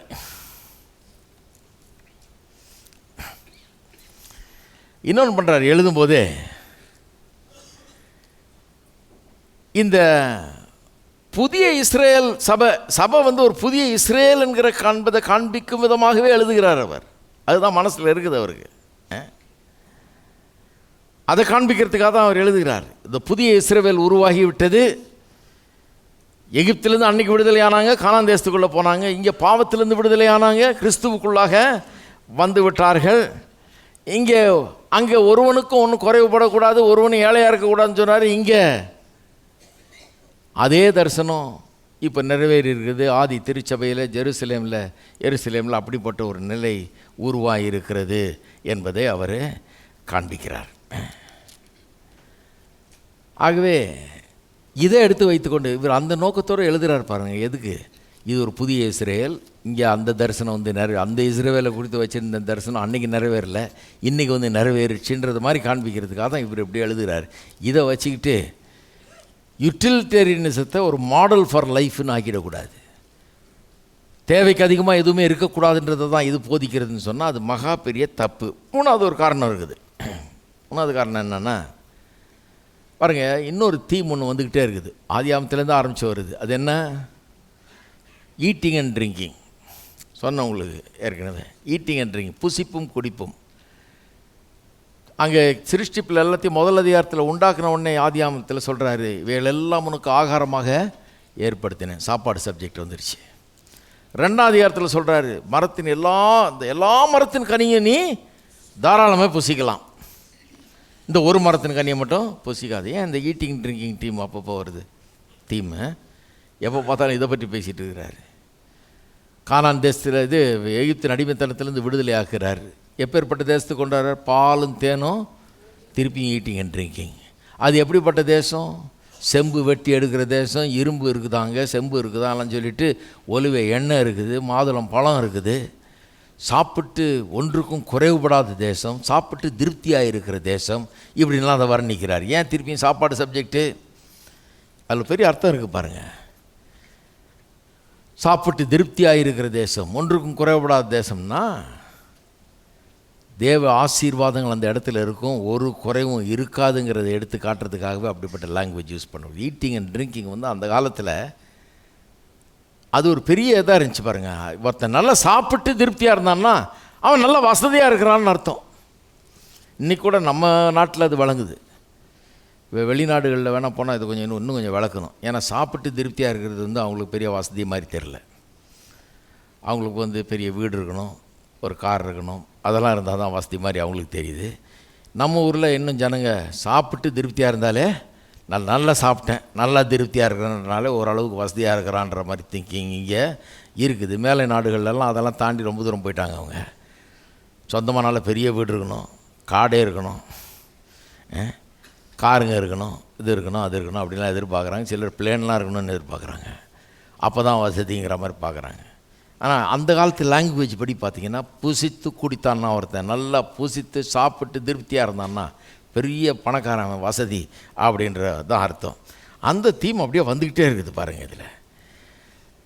அதனால தான் அங்கே ஆதியாமத்தில் வருது, கானான் தேசத்தை பற்றி புசிப்பும் குடிப்பும் சொல்லியிருக்குது. இயேசு வந்தப்போ அவர் புசிக்கிறவராக குடிக்கிறவராக வந்தார், போஜன பிரியன்லாம் அவரை குற்றஞ்சாட்டினாங்க. அவரை பற்றி குற்றஞ்சாட்டே ஓவராக விருந்து சாப்பிட்றாருன்ற குற்றஞ்சாட்டு தான், உபவாசம் இல்லைங்கிற குற்றஞ்சாட்டு தான் அவரை பற்றி. ஹலோ, கவனிக்கிறீங்களா? ஏன் அவர் பெரிய ஃபாஸ்டிங் மூவ்மெண்ட்டை உண்டாக்குறதுக்கு வரல அவர். ஹலோ, நிறைய பேருக்கு ஏமாற்றம் இல்லையா? ஐயா நான் அதைத்தான் உண்டாக்கலான்னு முயற்சி பண்ணுறேன். இல்லை, அவர் அதை உண்டாக்குறதுக்கு வரல. பெரிய ஃபீஸ்டிங் மூவ்மெண்ட்டை உண்டாக்கலான்னு வந்திருக்கிறார். அதாவது கர்த்தருடைய ஆசீர்வாதத்தை பற்றி ஜனங்க அறிந்து கொண்டு அந்த ஆசீர்வாதத்துக்குள்ளே பிரவேசித்து அதை அனுபவிக்கும்படியாக, அப்படிப்பட்ட வாழ்க்கைக்குள்ளே நடத்தும்படியாக தான் இயேசு வந்தார். தரித்திரத்தை போக்கி, இல்லாமையை போக்கி, வறுமையை போக்கி, சாபத்தை நீக்கி, பாவத்தை போக்கி. பாவத்தை போகனாலே எல்லாம் சரியாக போயிடும். பாவத்தை போகிறதுக்கு ஏன் வந்தார்? தரித்திரமும் சாபமும் இல்லாமையும் வறுமையும் எல்லா தீமையும் நீங்கி மனுஷன் நன்றாக இருக்கும்படியாக, சாப்பிட்டு திருப்தியாக இருக்க முடியாது, அதை தான் ரிஃப்ளெக்ட் பண்ணுறாரு. அதனால தான் அவரை பார்க்கும்போது இது என்ன, இது உபவாசம் இல்லாத ஊழியக்காரர் மாதிரி இருக்கு அப்படின்னு யோசிக்க ஆரம்பிக்கிறாங்க. கேட்குறாங்க அப்படியே. யோவான் ஸ்நானன் சீஷர்லாம் உபவாசம் இருக்கிறாங்க, பரிசேயரும் உபவாசம் இருக்கிறாங்க. உம்முடைய சீஷர்கள் தான் சரியாக உபவாசமே. உங்கள் ஃபாஸ்டிங் மீட்டிங் என்னைக்கு? அவர் சொல்கிறார், இல்லையே, மணவாளன் கூட இருக்கும்போது எப்படி மணவாளனுடைய வீட்டார் எப்படி ஃபாஸ்டிங் இருப்பாங்கன்னு கேட்குறாரு. இப்போ ஃபாஸ்டிங் இல்லை பண்ணுறாரு. ஃபாஸ்டிங் தப்புன்னு சொல்லலை நான். நம்ம என்ன பண்ணுறோம், எது சின்ன மேட்டரோ அதை ரொம்ப பெருசாக்கிடுறோம், எது பெரிய மேட்டரோ அது ஒன்றும் இல்லைன்ற மாதிரி ஆக்கிடுறோம், அது இல்லைன்னு கூட ஆக்கிடுறோம். வேதத்தில் சப்ஜெக்ட் என்ன? ஃபீஸ்டிங் தான் சப்ஜெக்டு. சாப்பிட்டு திருப்தியாக இருக்கணும், அதுக்கு தான் மீட்பு, அதுக்கு தான் ரட்சிப்பு, அதுக்கு தான் எகிப்தின் அடிமைத்தனத்திலேருந்து விடுதலை, அதுக்கு தான் பாலும் தேனும் ஓடுற தேசம், அதுதான் சப்ஜெக்ட், அதுதான் மீட்பு. அதை கவனிக்கிறதே இல்லை பாருங்கள். அதெல்லாம் வேணான்னு சொல்லிடுறோம், அதெல்லாம் தப்புன்னு வேறு சொல்லிடுறோம். ஃபாஸ்டிங் தான் கரெக்டு அப்படின்னு அந்த மாதிரி போயிடுறோம். உண்மை தான், ஃபாஸ்டிங்கில் சில பெனிஃபிட்லாம் இருக்குது, அதெல்லாம் இப்போ சொல்ல நேரம் இல்லை, அதெல்லாம் போதிச்சிருக்கிறேன். ஆனால் இயேசு வந்தது ஃபாஸ்டிங்கை ப்ரமோட் பண்ணுறதுக்கு இல்லை, இந்த ஃபீஸ்டிங் இஸ் பாசிபிள்னு சொல்கிறதுக்கு தான் வந்தார் அவர். இருக்கீங்களா? அதனால தான் பாருங்கள், இன்றைக்கி நம்ம திருவிருந்தில் கலந்து கொள்ளும்போது கூட அது எதை பிரதிபலிக்கிறது? நாம் எல்லோரும் இயேசுவோடு கூட ஒரு நாளில் பெரிய விருந்து மேஜையில் உண்ண போகிறோம். பரலோகத்தில் ஒரு பேங்க்வெட் டேபிள் நமக்காக செட் பண்ணியிருக்கார், அதில் உட்கார போகிறோம் அவரோட. அதை நினைவுகூர்றோம். இவர் என்ன பண்ணியிருக்காரு, சிலுவையில் என்ன பண்ணியிருக்காரு, எப்படிப்பட்ட ஒரு பேங்க்வெட் டேபிளை நமக்கு இந்த உலகத்திலே வச்சுட்டு போயிருக்கிறாரு. தேவ ஆசீர்வாதங்களை நாம் புசித்து குடித்து திருப்தியாக இருக்கும்படியாக எல்லாத்தையும் நமக்கு ஏற்பாடு பண்ணி வச்சுட்டு போயிருக்காரு. அது பிரதிபலிக்குது தேவ ஆசீர்வாதங்களை. கல்வாரி சிலுவையில் எதுக்கு மரிச்சார்? எதுக்கு ரத்தம் சிந்தினார்? எதுக்கு அவருடைய சரீரம் பிற்கப்பட்டது? நமக்கு ஆசீர்வாதம் உண்டாகும்படியாகன்றதை காண்பிக்கிறது. ஆகவே இந்த புதிய ஏற்பாட்டு சபை ஒரு கான்ஸ்டன்ட் செலிப்ரேஷன் அண்ட் டிலைட்டில் வாழ்ந்த ஒரு சபை. அதாவது எப்போ பார்த்தாலும் கொண்டாட்டம், ஒன்று கூடி வந்து அப்பம் பிட்குதல், இப்படி தான் இருந்தாங்க சபை. ஆகவே வேத வசனம் நீங்கள் நினைக்கிற மாதிரி ஏதோ தரித்திரத்தை போதிக்கல, அல்லது நமக்கு இன்றைக்கி வேண்டியது மட்டும்தான் இருக்கணும், எக்ஸ்ட்ராவாக எதுவும் இருக்கக்கூடாது, அப்படிப்பட்ட போதனையெல்லாம் வேத வசனத்தின் போதனை கிடையவே கிடையாது. சரி, இப்போ இன்னொரு புஸ்தகத்துக்கு போவோம், யாக்கோபுக்கு போவோம். யாக்கோபின் புஸ்தகத்துக்கு போவோம். அதில் கொஞ்சம் கடினமான வசனங்கள்லாம் வருது பாருங்கள். முதல்ல சில வசனங்களை வாசிக்கிறேன், அப்புறம் அதை எப்படி புரிஞ்சுக்கிறதுன்னு சொல்கிறேன். யாக்கோபின் புஸ்தகம் 1ஆம் அதிகாரம் 9-10 வசனங்களை முதல்ல வாசிக்கிறேன். தாழ்ந்த சகோதரன் தான் உயர்த்தப்பட்டதை குறித்து மேன்மை பாராட்ட கடவன், ஐஸ்வர்யவான் தான் தாழ்த்தப்பட்டதை குறித்து மேன்மை பாராட்ட கடவன். ஏனெனில் அவன் புல்லின் பூவை போல் ஒளிந்து போவான். சூரியன் கடும் வெயிலுடன் உதித்து புல்லை உலர்த்தும் போது அதன் பூ உதிர்ந்து அதன் அழகான வடிவு அழிந்து போம். ஐஸ்வர்யவானும் அப்படியே தன் வழிகளில் வாடி போவான். ஐஸ்வர்யவான் எப்படி அழிஞ்சு போவான், வாடி போவான்று நெகட்டிவாக ஐஸ்வர்யவானை பற்றி பேசப்படுகிறது. இங்கே நல்லா கவனிங்க. ஐஸ்வர்யவானை பற்றி நெகட்டிவாக பேசுகிற வசனங்களை நிறைய பேர் எடுத்து வச்சுக்குவாங்க. உங்கள்கிட்ட வருவாங்க, பைபிளில் இப்படி சொல்லியிருக்கு, நான் காமிக்கிறேன் பாரு. நீங்கள் சொல்லணும், நான் காமிக்கிறேன் பாரு உனக்கு சொல்லியிருக்கு. ஆனால் யாரை சொல்லியிருக்கு? எந்த ஐஸ்வர்யவான்னு சொல்லியிருக்கு? தவறான ஐஸ்வர்யவான். இவன் யார்? இன்னும் கொஞ்சம் நேரத்தில் காமிக்கிறேன். இவன் தப்பான விதத்தில் ஐஸ்வர்யத்தை வைத்து கொண்டு தப்பான விதத்தில் வாழுகிற ஒரு தவறான மனுஷன். ஐஸ்வர்யத்தினால கண்டிக்கல, ஐஸ்வர்யத்தை வச்சு அவன் என்ன பண்ணான்றதுனால தான் கண்டிக்கிறார் இங்கே. அதனால தான் இப்படிப்பட்ட வார்த்தைகள் சொல்லப்படுகிறது. 4ஆம் அதிகாரம் பாருங்கள், நிறைய அப்படிப்பட்ட வார்த்தைகள் வரும் பாருங்கள். 4, 13, 14, 13, 14, 15. மேலும் நாங்கள் இன்றைக்கு அல்லது நாளைக்கு இன்ன பட்டணத்துக்கு போய் அங்கே ஒரு வருஷம் தங்கி வியாபாரம் செய்து சம்பாத்தியம் பண்ணுவோம் என்கிறவர்களே கேளுங்கள். நாளைக்கு நடப்பது உங்களுக்கு தெரியாதே. உங்கள் ஜீவன் எப்படிப்பட்டது? கொஞ்ச காலம் தோன்றி பின்பு தோன்றாமற் போகிற புகையை போல் இருக்கிறதே. ஆதலால் ஆண்டவருக்கு சித்தமானால் நாங்கள் உயிரோடு இருந்தால் இன்னென்னதை செய்வோம் என்று சொல்ல வேண்டும். இந்த பணக்காரங்களுக்குள்ள சில நேரத்தில் பணத்தின் நிமித்தமாகவே ஒரு விதமான ஒரு கர்வம் வந்துடுது. நாங்கள் போகிறேன், இப்படி பண்ணுவேன், அப்படி பண்ணுவேன், யாக்கும் யாக்குன்னு பேசுவாங்க. கொஞ்சம் யோசித்து பாருன்றார். நாளைக்கு என்ன நடக்கும்னு உனக்கு தெரியாது. உன் ஜீவன் எப்படிப்பட்டது?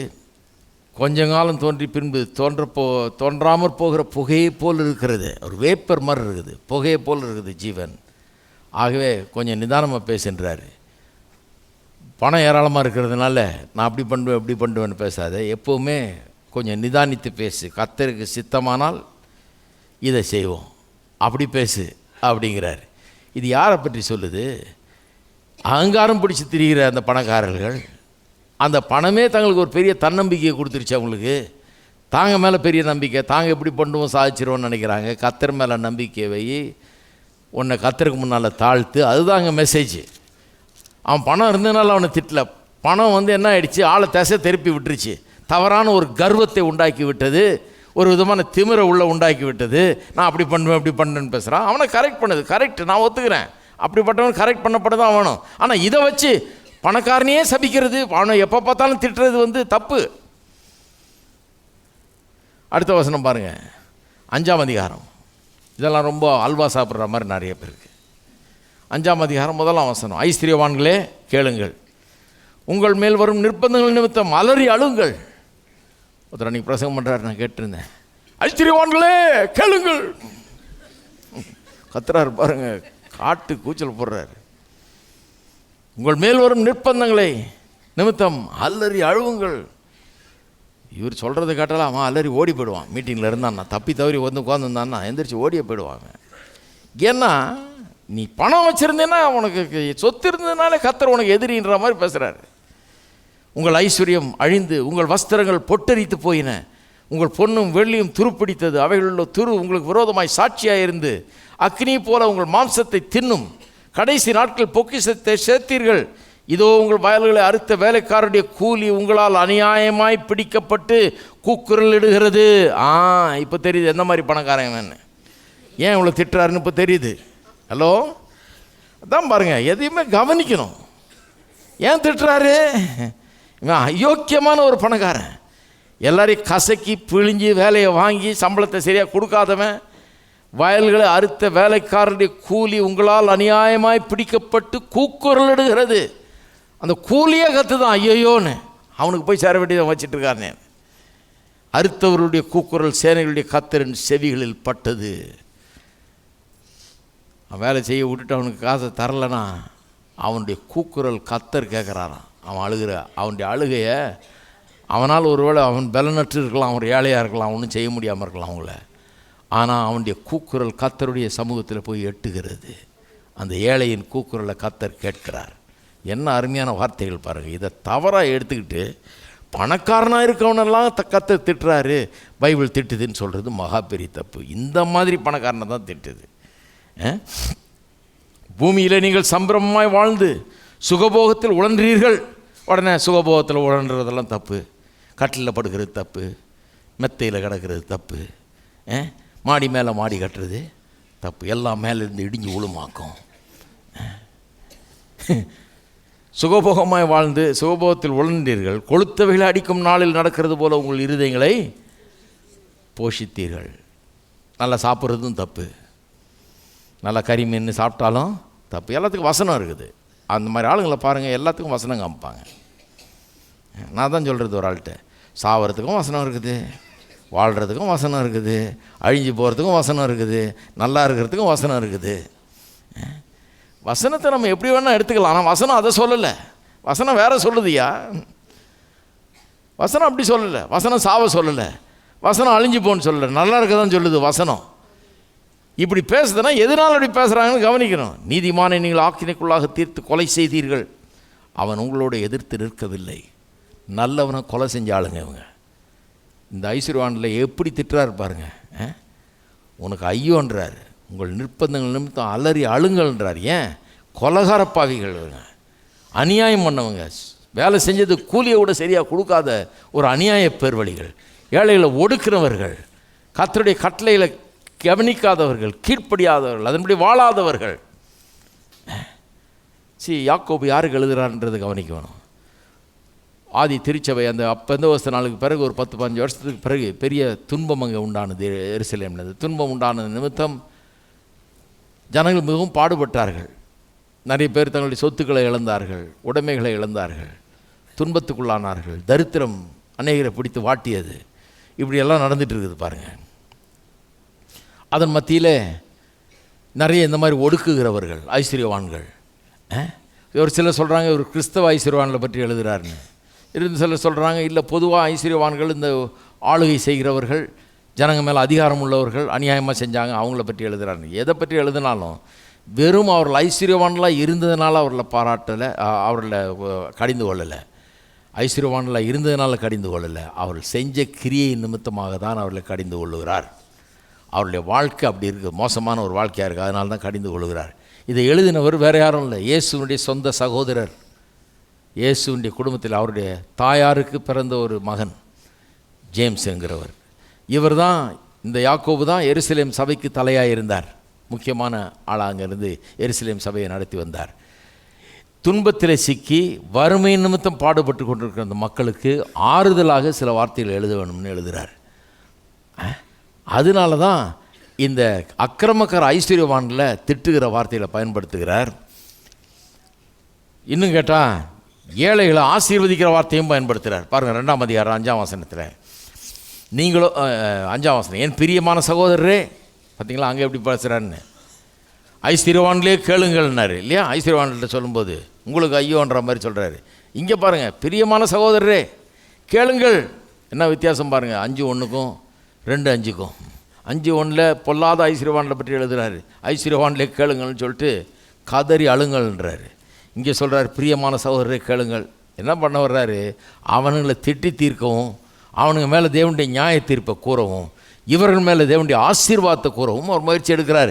இவர்களுக்கு ஆறுதல் உண்டாக வேணுன்றது தான் அவருடைய நோக்கம்.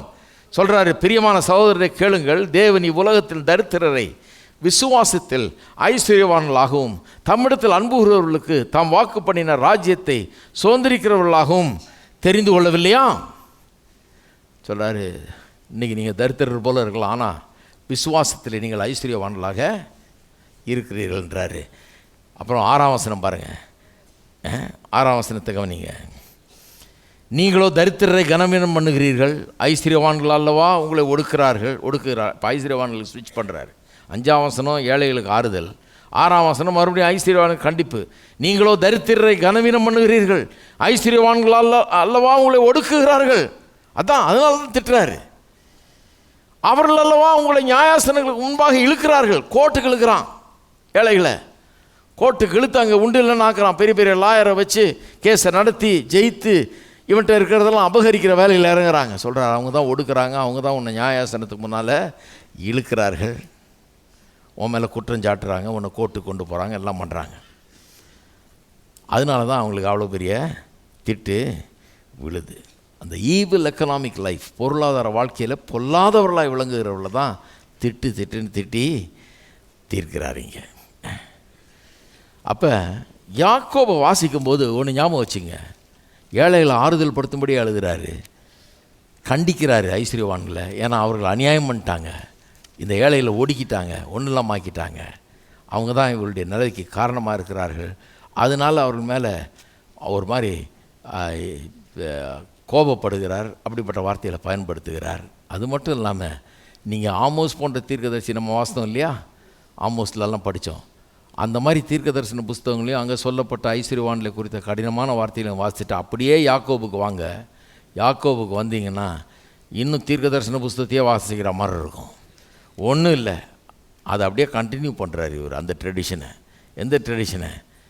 பொல்லாத ஐஸ்வர்யவான்களை கண்டிக்கிற ட்ரெடிஷன். பழைய தீர்க்கதரிசிகள் அப்படிப்பட்ட ஒரு பாரம்பரியத்தை உடையவர்களாக இருந்தார்கள்.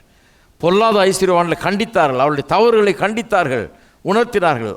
அதே பாரம்பரியத்தை கடைப்பிடித்து இவர் புதிய ஏற்பாட்டு காலங்களில் தொடர்றார். இவரெல்லாம் அந்த யூத பின்னணியிலேருந்து வந்தவர், அவருக்கு நல்லா தெரியும் ஆமோஸ் என்ன சொன்னார், மற்ற தீர்க்கதரிசிகள் என்ன சொல்லியிருக்கிறாங்க, பொல்லாத ஐஸ்வர்யவான்களை குறித்து என்ன சொல்லியிருக்குது வேதம்லாம் தெரிஞ்சு வச்சுக்கிட்டு அந்த பாணியில் பேசுகிறார். அதனால தான் இப்படிப்பட்ட வார்த்தையில் ஒழிய இதை வச்சு கொண்டு ஐஸ்வர்யவானாக இருந்தால் ஒரே வழி தான் இருக்குது, எல்லாத்தையும் விற்றுட்டு கொடுத்துட்டு ஒன்றும் இல்லாமல் இருப்பது தான் கர்த்தருக்கு பிரியம், ஆகவே ஐஸ்வர்யவானில் யாரும் இருக்கக்கூடாது, இருந்தாலே உனக்கு ஐயோ அப்படின்னு பேசுகிறது மகா பெரிய தவறு என்பதை நான் சொல்லிக் கொள்கிறேன். 1:27 பாருங்கள், அங்கே தான் ஆரம்பிக்கிறார் தீம், அங்கே தான் ஆரம்பிக்குது. 1:27 திக்கற்ற பிள்ளைகளும் விதவைகளும் படுகிற உபத்திரவத்திலே அவர்களை விசாரிக்கிறதும் உலகத்தால் கரைபடாதபடிக்கு தன்னை காத்துக்கொள்கிறதுமாகிய பிதாவாகிய தேவனுக்கு முன்பாக மாசில்லாத சுத்தமான பக்தியாக இருக்கிறது. இப்போ என்ன சொல்கிறாரு, ஏழைகளுக்கு திக்கற்றவர்களுக்கு உதவி செய்கிறது தான் சரியான தேவ பக்தி என்கிறத சொல்ல ஆரம்பித்து 1ஆம் அதிகாரத்தில் அதை தான் அப்படியே டெவலப் பண்ணிகிட்டே போகிறாரு. ஏன்னா இன்றைக்கு தரித்திரராக இருக்கிற அந்த கிறிஸ்தவர்கள், துன்பப்படுகிறவர்கள், பாடுபடுகிறவர்கள், அவர்கள் ஆறுதல் அடைய வேண்டும், அவர்களுக்கு நடக்கிற அநியாயத்தின் மத்தியில் அவர்களுக்கு சில வார்த்தைகள் சொல்லப்பட வேண்டும் என்ற நோக்கத்தில் அப்படி எழுதுகிறார். இருக்கீங்களா? சரி, இப்போ இன்னும் ஒரே ஒரு மேட்டர், அதை குயிக்காக முடிச்சிடுறேன்.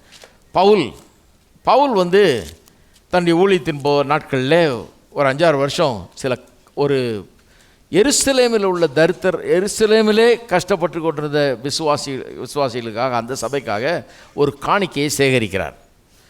ரோமர் 15ஆம் அதிகாரத்தில் அதை பற்றி சொல்கிறார். அதாவது எருசலேமுக்கு சென்றிருந்த போது அப்போஸ்தலர்களை சந்தித்த போது அப்படி செய்கிறேன்னு ஒத்துக்கிட்டாராம். ஏன் எருசலேமுக்கு சென்றார்? இவர் புறஜாதிகளுக்கு அப்போஸ்தலர் ஆகிட்டார்.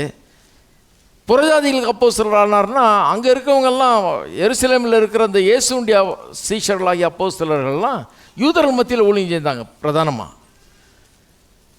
அவர்களுக்கு இந்த புறஜாதிகளுக்கு சுவிசேஷத்தை அறிவிக்க வேணுங்கிற அந்த ஒரு இது கூட இல்லாமல் போயிடுச்சு.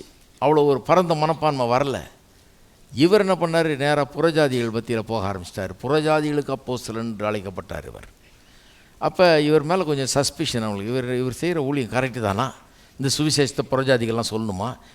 யூதருக்கு தானே ரட்சிப்பு, யூதர் மத்தியில் தானே ஒரு ஊழியம் செய்யணும், அவங்கள தான் கிறிஸ்தவங்களாகணும். அதை விட்டுவிட்டு புறஜாதி எவனும் அவன்கிட்ட போய் சொல்லிகிட்டு இருக்கிறார் இவர்.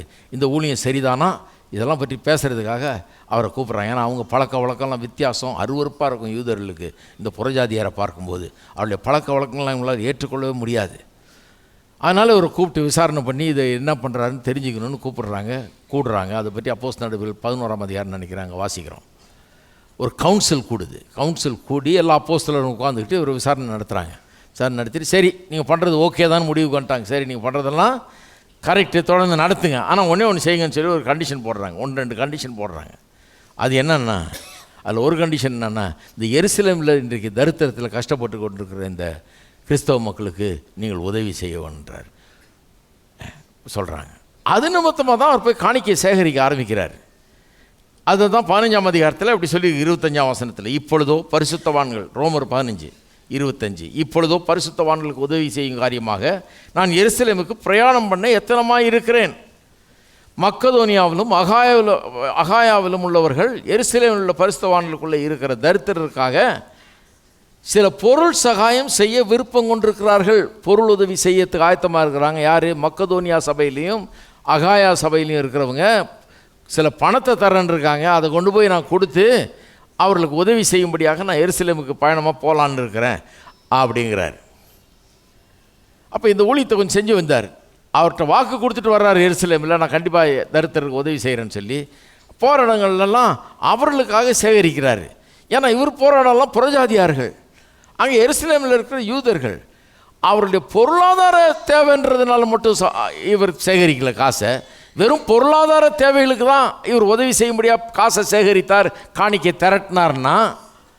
மக்கதோனியா சபைன்னு ஒரு சபையை சொல்கிறார் இல்லையா, அந்த சபையை குறித்து பிலிப்பியரில் சொல்கிறாரு, அவர்களே தரித்திரராருனார்களாம். அவர்கள்ட்டே சரியாக காசு இல்லை, அவங்களே கஷ்டப்பட்டுட்டு இருக்கிறாங்க. கஷ்டப்படுற நேரத்தில் அவர்களுடைய தரித்திரத்திலிருந்து அவங்க கொடுத்தாங்களாம் அப்படின்னு சொல்லியிருக்கு. நான் கேட்குறேன், எருசலேம் சபைக்கு இவ்வளோ திரட்டுறாரு, மக்கதோனியா சபைக்கு ஏன் திரட்டல?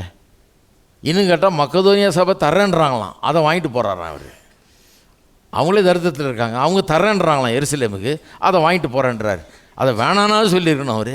இல்லை நான் உங்களுக்கும் சேர்த்து திரட்டிட்டு வர்றேன், நீங்களும் இன்னொரு போர் சர்ச்சு நான் செய்கிறேன்னு சொல்லியிருக்கலாமே. அதுவே காண்பிக்குது வெறும் பொருளாதார காரணங்களுக்காக இவர் பணம் திரட்டவில்லை. எதுக்காக திரட்டினார்னா இந்த யூதர்கள் புறஜாதியாளன்னு பெரிய வித்தியாசம் இருந்தது. இவர் புறஜாதிகளின் அப்போஸ்தலன், அவர்கள் யூதர்களின் அப்போஸ்தலர்களாக இருந்தார்கள். இவர்கள் 2 பேருக்கு நடுவே டென்ஷன். இந்த புறஜாதியாக இருந்து கிறிஸ்தவர்களாக வந்தவர்கள இந்த யூதர்களாக இருந்து கிறிஸ்தவர்களானவர்களால் ஏற்றுக்கொள்ள முடியவில்லை, சரியாக அவர்களை ஜீரணிக்க முடியலை. அவர்களுக்கு ஏன்னா விருத்த சேதனம் பண்ணல, அது பண்ணல, இது பண்ணலன்னு இவங்களுக்கு ஒரே போராட்டம். இந்த நேரத்தில் பவுல் ஒன்று காண்பிக்க விரும்புகிறார். இவங்க புறஜாதியாக இருந்தாலும் இவர்கள் நாம் வணங்குகிற அதே தேவனை தான் வணங்குகிறாங்க, அதே மேசியாவை தான் இவர்கள் ஏற்றுக்கொண்டிருக்கிறார்கள். இந்த யூதர் புறஜாதி என்கிற அந்த வேறுபாடு இன்றைக்கு அற்று போயிற்று. மதில் சுவர் நடுவே இருந்த தடுப்பு சுவரை தேவன் இடித்து போட்டுட்டார்.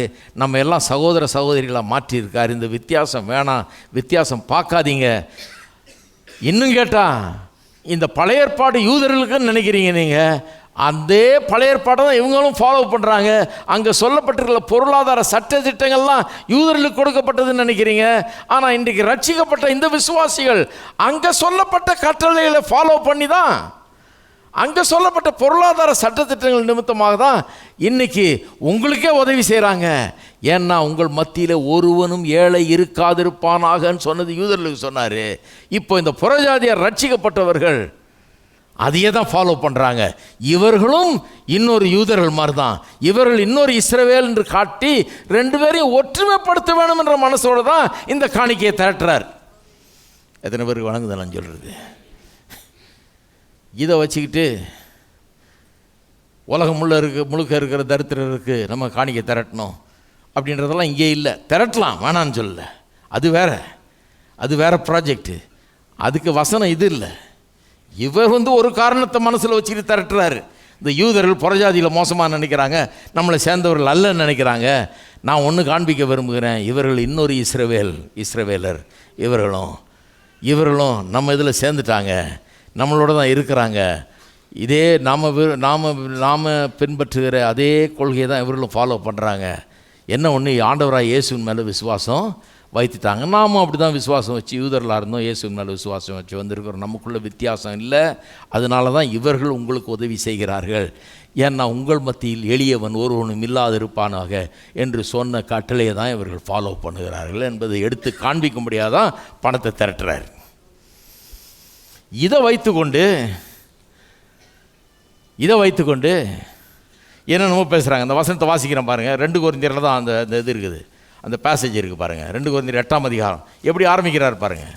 2 கொரிந்தியர் 8:9 நம்முடைய கர்த்தராகிய இயேசு கிறிஸ்துவின் கிருபையை அறிந்திருக்கிறீர்களே. அதாவது ஏழைகளுக்கு, தரித்திரருக்கு, எருசலேமில் இருக்கிறவங்களுக்கு உதவி செய்ய அப்பீல் பண்ணுறாரு, காணிக்க கேட்குறாரு. எப்படி கேட்குறாரு பாருங்கள், கவனிங்க. நீங்கள் ஓரளவு கவனிச்சிருக்க மாட்டீங்க அப்படி சொல்கிறாருன்னு. நம்முடைய கர்த்தராகிய இயேசு கிறிஸ்துவின் கிருபையை அறிந்திருக்கிறீர்களே, அவர் ஐஸ்வர்யம் உள்ளவராயிருந்தும் நீங்கள் அவருடைய தரித்திரத்தினாலே ஐஸ்வர்யவான்களாகும்படி உங்கள் நிமித்தம் தரித்திரர் ஆனாரே. என்ன தெரியுமா சொல்ல வர்றாரு? காணிக்க கேட்குறாரு. எதுக்கு? எருசலேமுக்கு எடுத்துகிட்டு போகிறதுக்கு, தரித்திரர் கொடுக்கறதுக்கு. என்ன சொல்கிறாரு? ஒன்றும் இல்லை, நாமெல்லாம் இயேசு ஆண்டவராக ஏற்றுக்கொண்டிருக்கோம், அவரை பின்பற்றுறோம், அவரை ஃபாலோ பண்ணுங்க. இதுலேயும் அவர் ஐஸ்வர்யம் உள்ளவராக இருந்தோம், நாம் தரித்திரராக இருந்தோம், நாம் ஐஸ்வர்யவான் ஆகணும்னு அவர் இறங்கி வந்து சிலுவையில் மரித்தார். ஏன்? அவர் ஐஸ்வர்யம் உள்ளவராக இருந்தோம், நம்முடைய தரித்திரத்தின் நிமித்தமாக அவர் மரித்தார், நாம் ஐஸ்வர்யவான்களாக ஆகும்படி. அப்போ நான் ஏழையாக இருந்தேன், அவர் ஐஸ்வர்யவானாக இருந்தார்.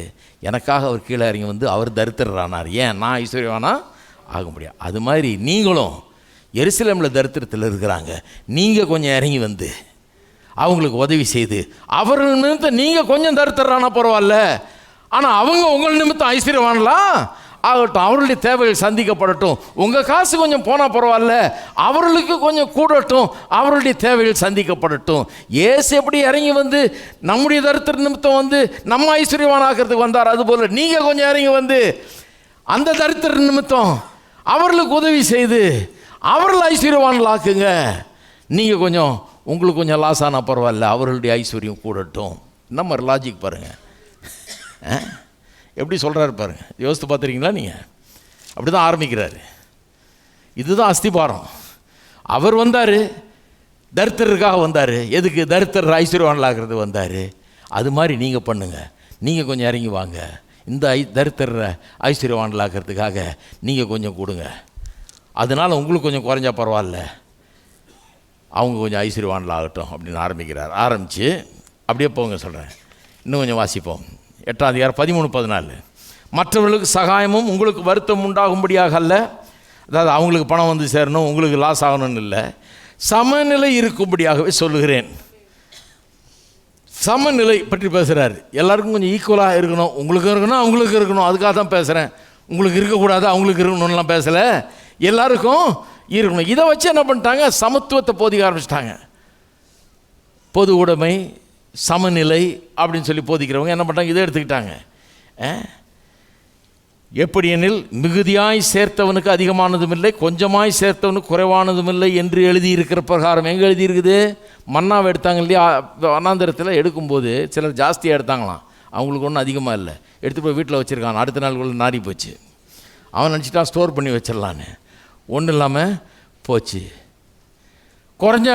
அதனால் அதிகமாக எடுத்தவனுக்கு ஒன்றும் அதிகமாக இல்லை, குறைவாக எடுத்தவனுக்கு ரொம்ப அதிகமாகவும் வரலை, குறைவாய் சேர்த்தவனுக்கு குறைவானதும் இல்லை என்று எழுதியிருக்கிற பிரகாரம் சமநிலை பிரமாணத்தின்படியே எல்லாருக்கும் போதுமானது இருந்தது. யாரும் பசி பட்டினியில் இல்லை, எல்லாரும் நல்லா சாப்பிட்டாங்க.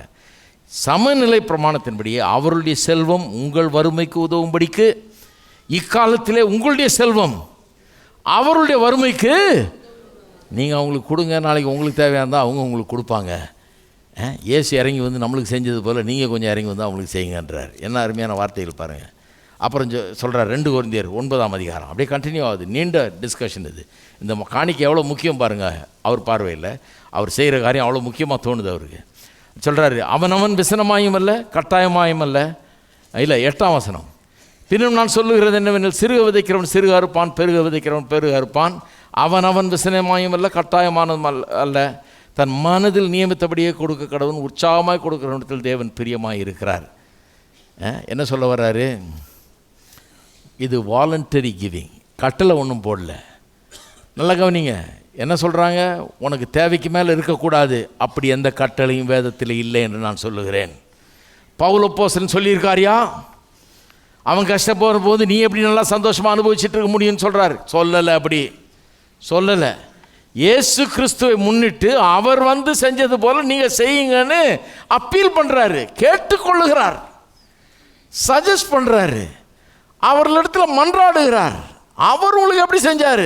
உங்களை தூக்கி விட்டார் இல்லையா, நீ 4 பேரை தூக்கி விட அப்படின்னு தான் கேட்குறாரு ஒழிய இது கட்டளை. கிறிஸ்தவனாக இருந்தால் நீ இப்படி செய்யணும், எல்லாத்தையும் விற்றுட்டு வரலன்னா வராத, வந்து கொண்டாந்து கொடுக்கலன்னா நீ கிறிஸ்தவனே இல்லைன்னு சொல்லலை. இங்கே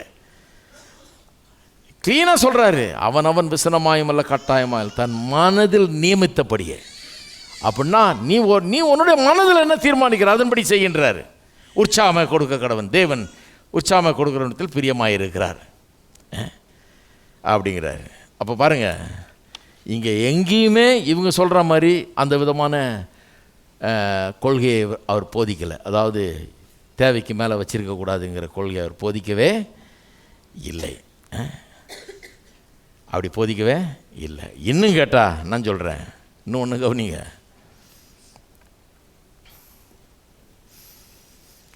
ஆச்சரியமாக இருக்குது. சமநிலையை பற்றி பேசுகிறார். எல்லாருக்கும் இருக்கணும் இல்லையா, அதுக்கு தான் சொல்கிறேன்றார். அவங்களுக்கு இருக்கணும், உங்களுக்கு இருக்கணும், அவங்களுக்கு இல்லையே இப்போ, அதனால் கொஞ்சம் கொடுங்க அப்படின்னு தான் கேட்குறாரு. சிலர் என்ன எடுத்துக்கிட்டாங்க, அதை சமத்துவம், எல்லாருக்கும் வந்து ஈக்குவலாக பிரித்து கொடுத்துடணும், ரேஷன் கடை மாதிரி வச்சு கரெக்டாக 2 கிலோ ஆளுக்கு 2 கிலோ சர்க்கரை, 10 கிலோ அரிசி, 5 லிட்டர் எண்ணெய், இப்படி தான் கொடுக்கணும் அப்படின்னு சொல்கிறாரு. அப்படின்னு கிடையாது, அப்படி சொல்லலை. ஏன்னா சொல்கிறாரு பாருங்கள், 6ஆம் வசனத்திலே ஆரம்பிச்சிட்டாரு. சிறுக விதைக்கிறவன் சிறுக அறுப்பான், பெருக விதைக்கிறவன் பெருக அறுப்பான்னு ஆரம்பித்து பின்னால் போக போக எப்படி போகிறார் பாருங்கள். வாரி இறைத்தான் 9 இல்லை 8ஆம் வசனம், மேலும் நீங்கள் எல்லாவற்றிலும் எப்பொழுதும் சம்பூர்ணமுடையவர்களாயும் சகலவித நற்கிரியிலும் பெருகவர்களாக இருக்கும்படியாக தேவன் உங்களிடத்தில் சகலவித கிருபையும் பெருக செய்ய வல்லவராய் இருக்கிறார். வாரி இறைத்தான், ஏழைகளுக்கு கொடுத்தான், அவனுடைய நீதி என்னென்றைக்கும் நிற்கும் என்று எழுதியிருக்கிறபடியாகும். விதைக்கிறவனுக்கு விதையும் புசிக்கிறவனுக்கு ஆகாரத்தையும் அளிக்கிறவர் உங்களுக்கு விதையை அளித்து அதை பெருக பண்ணி உங்கள் நீதியின் விளைச்சலை வர்த்திக்க செய்வார்.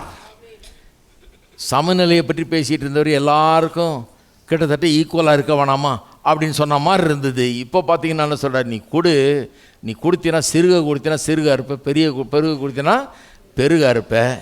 அப்படின்னா என்ன அர்த்தம்? உனக்கு தேவையானது மட்டும்தான் இருக்கணும், அதுக்கு மேலே இருக்கக்கூடாதுன்னு அர்த்தமா? பெருக அறுத்தா பெரிய களஞ்சியம் வேணுமே, ஸ்டோரேஜுக்கு ஸ்பேஸ் எல்லாம் வேணுமே, இடம் கொள்ளாமல் போக மட்டும் ஆசீர்வதிப்பணுன்னு என்னை சோதித்து பாருங்கள்ன்றாரு. களஞ்சியங்கள் பூர்ணமான நிறமும் ஆலைகள் திராட்சரசம். இந்த யூட்டிலிட்டேரியன்ஸை போதிக்கிறவங்களுக்கு அதான் நான் சொல்கிறது. நீங்கள் சொல்கிறீங்க இன்றைக்கி தேவைக்கு மேலே அடுத்தபடியாக 1 நயா பைசா கூட இருக்கக்கூடாதுன்றீங்க. அவர் சொல்கிறார் களஞ்சியம் பூர்ணமான நிறமுன்றாரு.